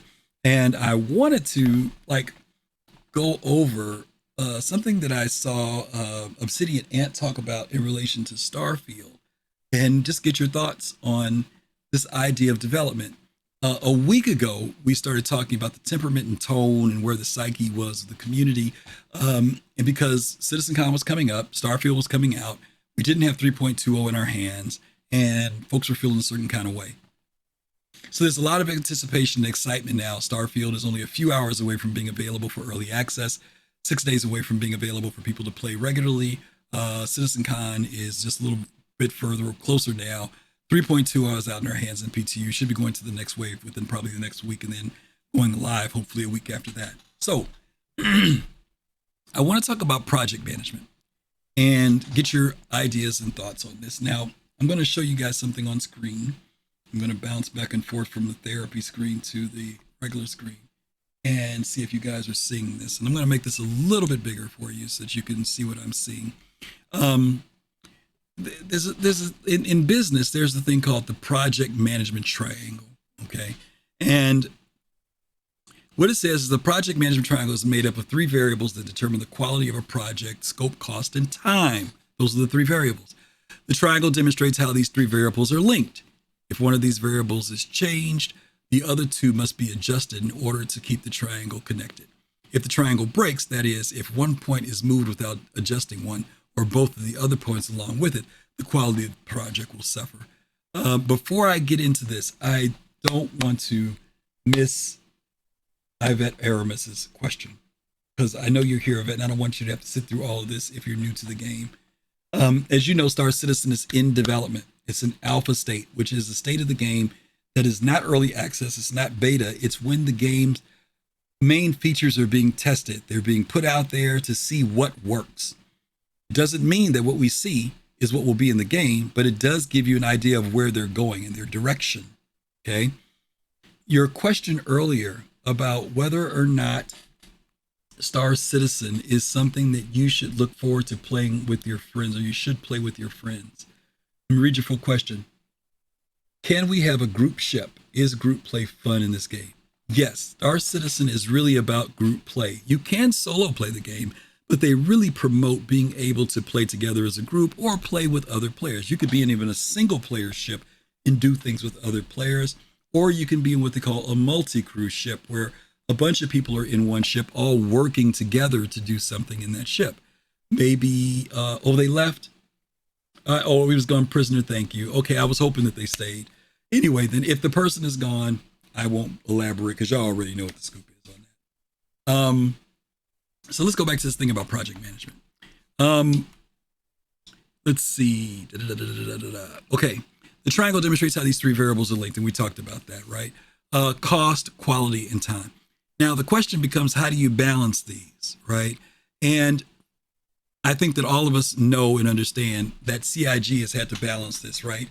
The time it takes to make the game, the cost it makes the game, and what is the scope of the development? And it's a real question, right? A very valuable question. It says it's a project manager's job to balance the 3 points of the triangle to achieve the best possible quality while staying within budget, on deadline, and adhering to the project specifications. One variable here that we don't know is this one, deadline.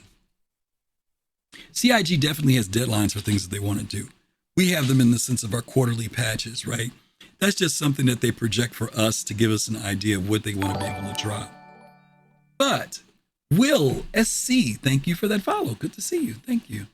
But we don't know what their deadline is. We don't know what they have on their board at their office that says, this is what we're looking to do and when we want to have something done completely, right? And what deadlines they try to meet. Now, we do know that they have a lot of things that they've shown us in the sense of what they would like to achieve, but they got to have some hard deadlines, because it can't just be floating out in space. Because if you do that, time and cost become just as much variable, and that's not good for any company. Okay. Not to mention, they do have people that they are responsible to in the sense of other people who've invested in this project beyond the community. Okay. So what do they say here? How scope, cost, and time are related? There are 2 types of relationships at play in the project triangle. The first is the relationship between scope and the other 2 project variables. Scope is directly proportional to both time and cost, which means it moves in the same direction as those factors. When scope increases, time and money must also increase in order to tackle a larger project. Working with triple constraints. You can't increase scope without also increasing cost and time. Okay. So they give you some examples here. Okay. If scope, we realize that the scope of the project, in other words, how ambitious we want the project to be. That's another way of looking at it. However ambitious we want the project to be will require time and cost. And a lot of times, I think that even though there are many things that CIG is doing in game that are industry standards, they've been in games for years, right? Persistence has been in games for years, right? Character creation, been in games for years. But the scope of that is the variable. We don't know to what degree they want to do that. Let's use mining as a crude example. I used to play Eve, and in Eve, mining had the scope of it was very minimal. You got a mining ship, you got turrets and mining lasers and things like that to put on your ship. You equipped your ship, you went out, you found a rock, you clicked on it, you mined. That was it. You didn't do anything else. You clicked on the rock that you wanted to mine, if it was ice, whatever, and you mined. And the stuff would be, basically mined into your ship. Once you got to a certain amount of it on your ship, you would transfer it or put in a cargo, and you would take it someplace to a station and sell it. That was it, right? It basically was. Thank you. Thank you, Kai. It was stop and point, right? And watch Netflix, right? You read a book or you'd be talking to people in your org. That's all there was to mining. When Star Citizen first came out, we were mining rocks, right? We started out we had hand tools and things like that. But when we did it in a ship, you would have this little dial and you'd set it to a certain thing in the green line, and all this stuff would go in your ship, and then you collect it, and then you would take it and sell it. That was it. It was pretty straightforward stuff. You had to focus a little bit more because you had to keep the variables in there so it didn't overheat and little things like that. But that was it. Now, when we did that, we thought that was great. I thought that was like, wow. I remember in Eve, all you did was point and click. Now, if you did Elite Dangerous, that was a little bit more involved. You could send out probes and you could do some sensor things, and you could blast the rock a certain way. Then you'd go out and scoop up the rocks, right? That was kind of cool, right? But even they enhanced theirs over time. But now CIG has made mining where you're scanning the rocks. You are using different type of laser heads. Depending on the type of laser head you have, the laser head could have a consumable in it, or you could end up using the attachment that you would take an attachment and go out and put it on the rock to help either bring the resistance down, or some other way it would make something else happen different with the rock when you broke it, make a bigger rock more easy to break. Whole lot of things, right, that you can do. Then there's the consumables. Then there's the other attachments that you could put on to enhance the beam or make the beam more intense for 30 seconds, all this other stuff that you can do. And then there's some filters that you could put on that filter out all the crappy stuff so that you get more stuff intake into it. And I thought that was great. I mean, they added all that. Then now they're saying, there's going to be refining. Then there's different types of refining, depending on how much money you want to spend on refining, how much time you want the refining process to take, right? Those are all a part of mining now, way more than what Eve does. But even now, we don't know what the full scope of it is. Will refining now move from base materials such as copper and lead and iron to being able to do other types of materials? When you combine materials, will that expand further into the refining process? So because we don't know what the full scope is, we don't know how much time and what the cost will be. But if we were to base scope on what we've seen in other games, it's very easy to feel like they should have done that by now. It should be finished by now. It should be completed by now. Why is it taking so long? Because if I'm basing it on how Eve did mining, or even how Elite Dangerous did mining, I might be right. But that's variable is only if I know the scope of the development. And unfortunately, there are so many aspects of this game that we don't know the scope. And therefore, time and cost can change, okay? So that's just using an example of it. So I'm just doing this little bit here to talk about this a little bit. The second type of relationship is the relationship between time and cost, which is an inversely proportional relationship. These two factors move in opposite directions. If cost needs to be cut, then deadlines will have to be extended. If you encounter a sudden time crunch, you'll need extra budget to adjust the shorter timelines. So what happens is this, and this is it seems like it would be the other way around, right? That's what it really feels like. But if you have to cut costs, it's not like you move up everything. It's like if you're going to keep the same scope Now you need more time because you have to cut back the money. Let's say cutting cost is laying off people, right? Letting some people go. Just recently, Star Atlas had to reduce its staffing down to 75. I think they let 75% of their people go. That's a big cut in people, 2/3 or something like that. So they only have like 45 people working for them now, something like that, 75. I forget what the number is, but that's a huge time. Now, what that means is they can continue the project, but it also means that the time now is longer because you have less people. Now, adding more people does not always reduce the time. It depends on what they were doing, right? Now, let's say you cut staff because you don't need the staff anymore. That's an entirely different thing. For example, any game project may start out with a lot of artists, concept artists, people who are drawing stuff, coming up with ship designs and all the other stuff. Once that stuff is done, once concept art is done, you don't need them people sitting around smoking a cigarette anymore. You can let those people go. Once you've done all the designs for your ships and laid all that out, maybe you could let those people go, right? Maybe that a year later, 2 years later, you say, we're going to introduce some new ships. Instead of having those people sitting around for 6-8 months doing nothing, now we rehire artists to come back in. We need some more new stuff. Or we're going to work on our alien ships now, whatever the case may be, if the first people didn't do it. Or maybe there's reworks, whatever the case may be. So those type of layoffs are built into it. That's okay, all right? But if you get a major hit, like I said, what happened to Star Atlas, there's definitely going to be some impact in their situation. The other thing that happened with them was cost. Those of you who remember that when the FTX debacle happened, they lost what they reported was about $15 million. Their runway, in other words, the length of time that they had set up for doing the scope of their work got cut back dramatically. They didn't have as much money, which may have been the reason why they had to let staff go. Because if they couldn't maintain, because they no longer had that money in their coffers, well, now they got to say, we got to let some people go. If we want this project to continue, we've got to make a hard decision and let some folks go, right? So let me see what folks are saying here. I used to watch Babylon 5 while ED. Yeah, can't really do that with SC. You have to pay attention. Yeah, that's true. I agree completely, Griff, but I feel that we are rapidly approaching the point where SC needs to make a decision to release what they've got and develop, add, and scope more iteratively post-launch. Yeah, people will only give them as much rope cash without seeing the product. I agree. I think there is a voting with your dollar side of this, right? And the voting with your dollar side of it has been what we've seen the last 3 years. And it's interesting, Kai, because there's been a certain sentiment that's been building, especially as we were approaching like that 10-year period last year, 2012 to 2022. But strangely enough, they made more money, right? The COVID year was another weird year. Now, some people will say, well, yeah, people had extra money laying around or they got their checks, but that wasn't global.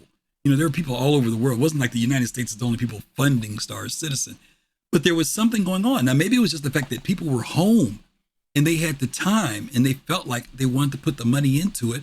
So that's why the money went up. I think it has made more to do with that because people were available to play and wanted to do more.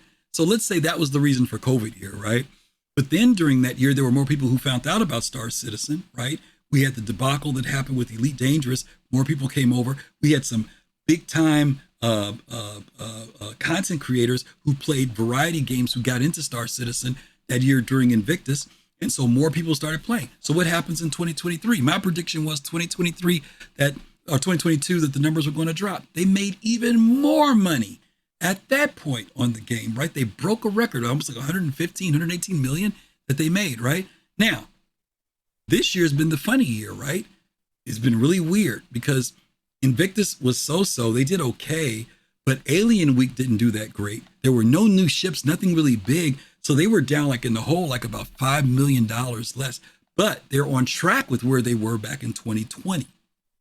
Now, could CitizenCon and IAE, especially if something good happens at CitizenCon, be the deal breaker?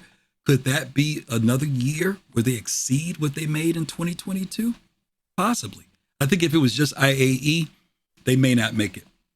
Even if there's like 3 good new ships that come out, it'd be really tight.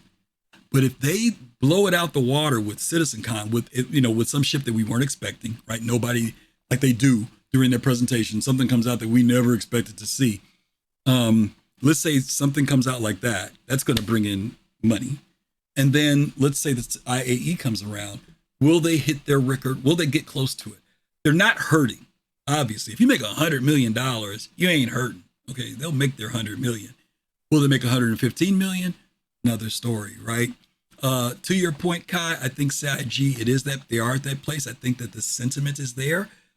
Is it the majority of the people? It's difficult to say because there's so many new people who are coming in who don't feel the pressure of they need to put out something. There's a lot of people that, I hate this, it's really weird. People have no idea about Squadron 42 because they've come in the Star Citizen generation. Squadron 42 ain't even on their radar. But then there are other people who've been around since Squadron 42 who are carrying that monkey on their back. Plus they're carrying the monkey on their back of Star Citizen who really feel like y'all need to do something significant. We need another 3.0. You know what I'm saying? And I'm saying 4.0. We need something like that where where everything about the game changed, right? Where there was a feeling of this is what we've been waiting on. This is what we've invested in. This is what we backed. This is what we've supported. So it can't be just a pretty demonstration at CitizenCon, in my opinion. It needs to be way more than that. It needs to be, I've said the 4 things that I believe need to happen. It either needs to be Revelation of 4.0. It needs to be either server meshing is en route, like not like coming, like we're getting ready to put server meshing in 3.21 or 4.0. So you're going to get server meshing. An announcement for Squadron 42, such as Squadron 42 third quarter, fourth quarter, 2024, something like that, right?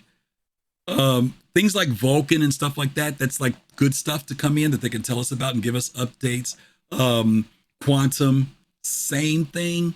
Quantum could come in. Okay, here are the icing on the cake things, but not the big things.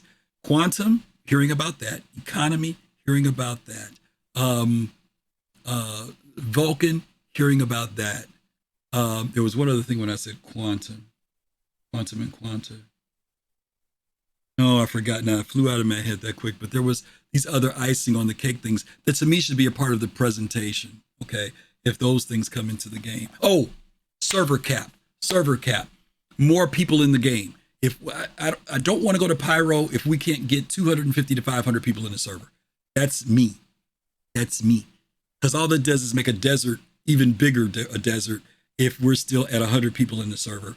But if we go to 250 to 500 people in the server, then that's another one that'd be icing on the cake for me. Okay, but it needs to be, those are icing on the cakes. But the ones that really move the community to make us feel really good are those other 4 things that I listed. Okay. Okay, nobody's come in to talk to me, which is okay. My feelings ain't hurt because I know folks are sitting here listening in, and I'm seeing some comments that are here.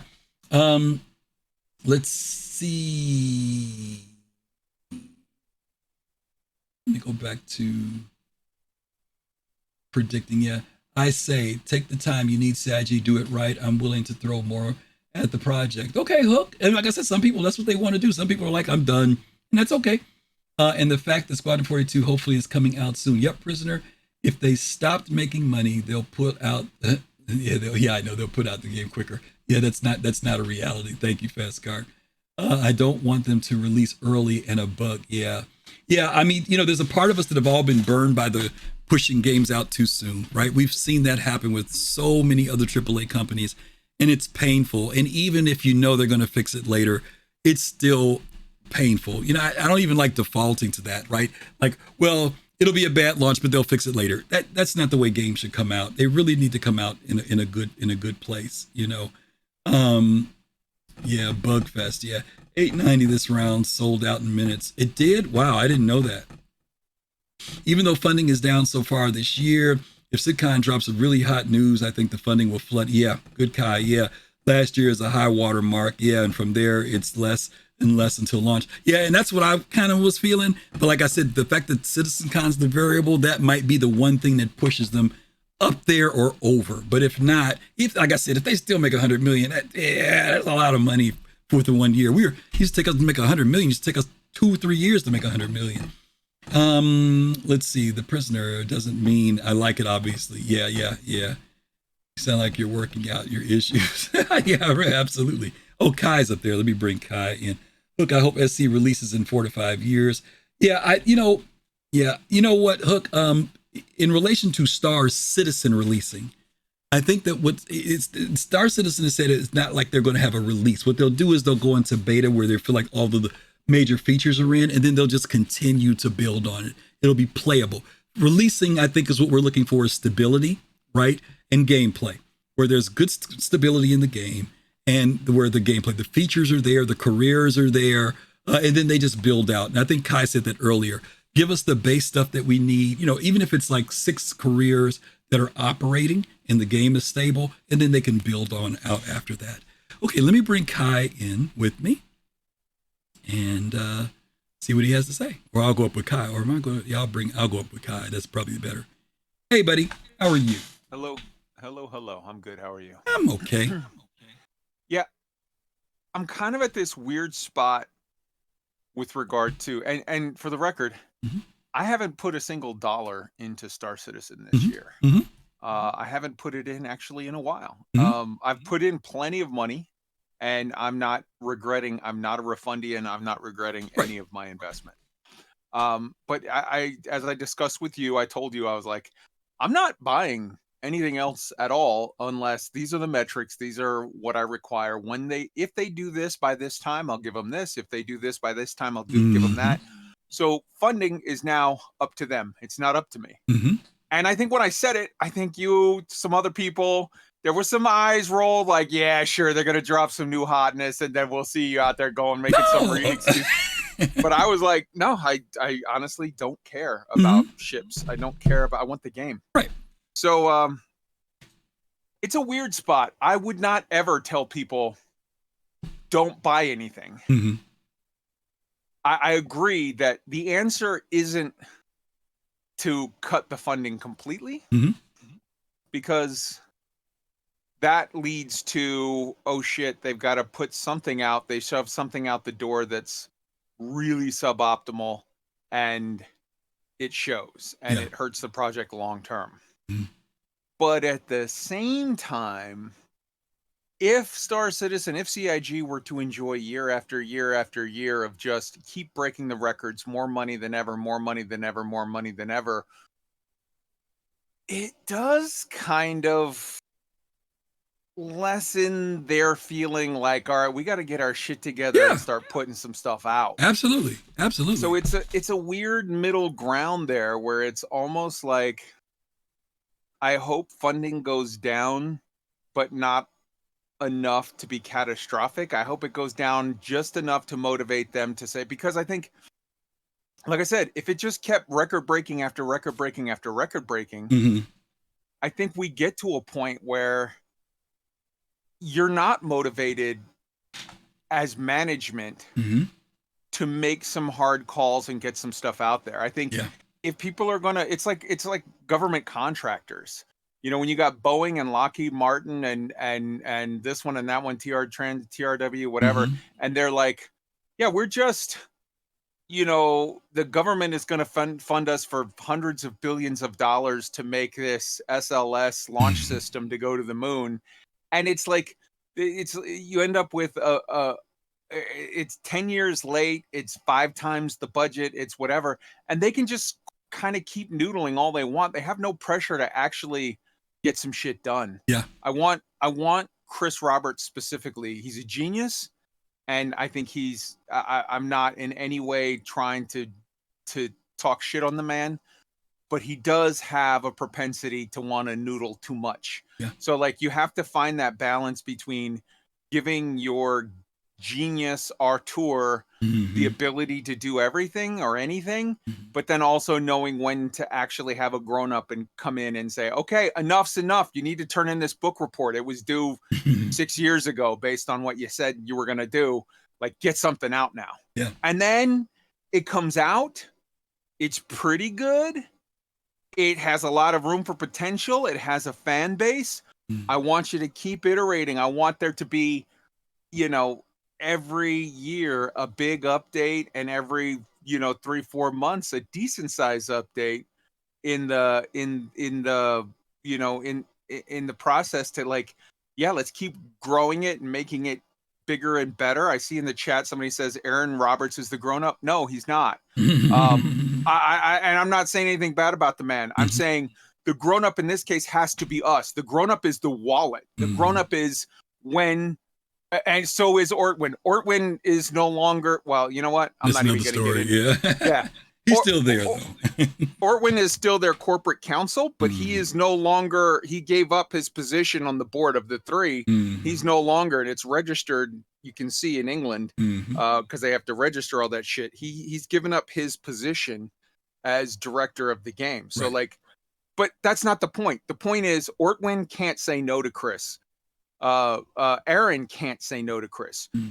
We have to say, and I don't mean no in the sense of like, fuck you, you're done. Oh, so you're okay. I mean, you know, whatever, you're done.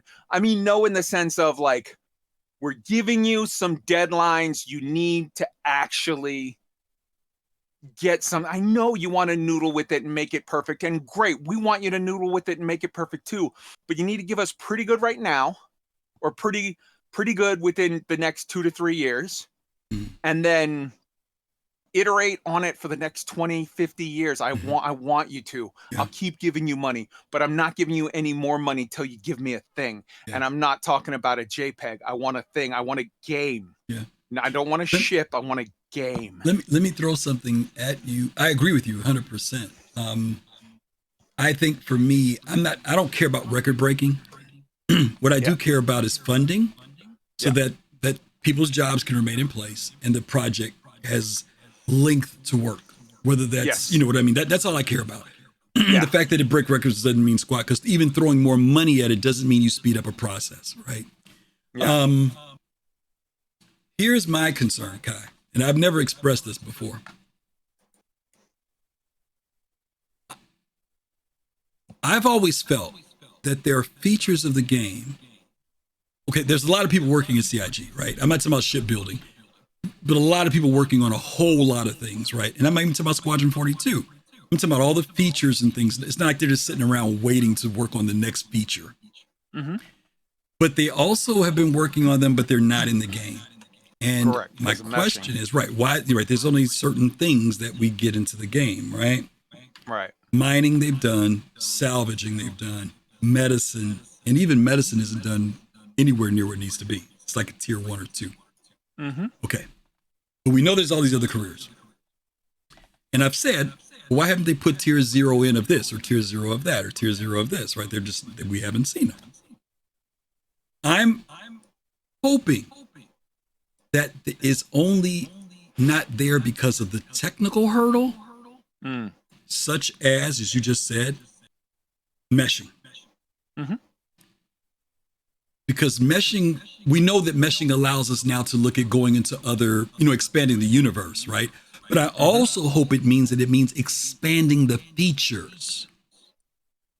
And if that's the case, and when I say features, I mean everything from population, you know what I mean, stability, other things that go in the game.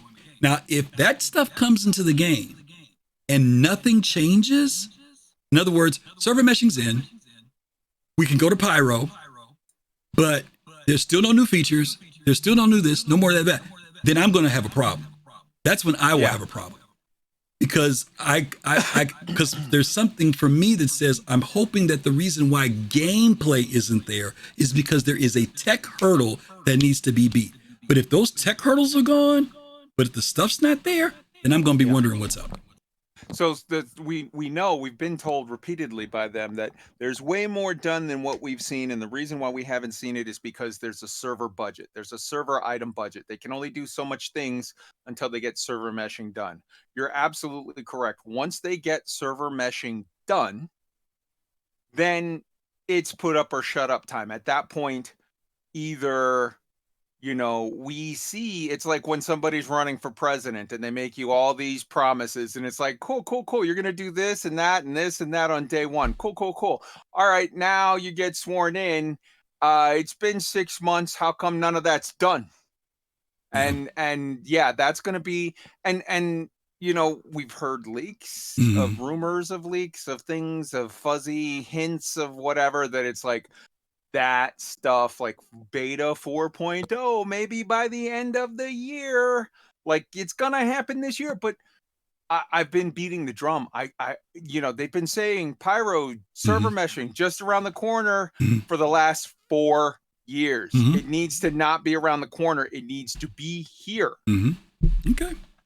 And once that happens, I agree with you 100%. I think a lot of people are, I hope, and I honestly, truly believe that once that happens, a lot of people are going to be shocked at the amount of cool new shit that gets added in. And we're all going to be, it's going to be, remember that, what was that movie with the Mouskowitz Fievel goes to America or whatever, where it's like, the streets are paved with cheese. We're going to all be so happy. But there's a chance that I'm wrong. Yeah. And we're not. And if that happens, then we see the wheels fall off this thing. Good point. Good point. But I believe. Okay, we'll see, buddy. Brother. Thank you, man. Thanks for stopping in. All righty, guys. Thank you so much, Kai. And thank you all as well. Let's see. We had some folks, but it would be nice to see both SC and SU released before too many people pass away. Tarkov has been in beta for years, but it is really in an alpha stage. Yeah, that's true, prisoner. With release mean after release, all patches should go be playable. Yep. Give Anvil cap. Yeah, Hook boy. People have been wanting that Anvil cap for a while, right? It's only Aegis and what? Aegis has got one. Drake's got one. Right? Yeah. MISC? Yeah. Yeah, there's no Anvil cap. You would think that's like the most obvious thing. Yeah, don't really need to finish every gameplay loop. Yep, all the ships or it's yep. Yep. Okay, good stuff, guys. Good stuff. All right. Well, listen, thank you guys so much. Yes, the Origin 890. Yes, another cap. Thank you guys so much for hanging out with me today. Really appreciate it as always. I hope you guys enjoyed the stream. Please like and follow and subscribe to my YouTube page if you have time. Would love to have you guys do that and let folks know that I'm on. I'm usually here on Tuesdays and Thursdays, midday, right at 12 noon Central Time, 1 p.m. Eastern Time for you East Coast folks. I know for the U.S., everybody likes Eastern Time, but I'm Central, so 12 p.m. Central Time. And I thank everybody for stopping in. Fastcart, also thank you for stopping earlier too. I really, really, really, really appreciate you. Let me see. Bear with me here. I need to see who is on today because I don't know.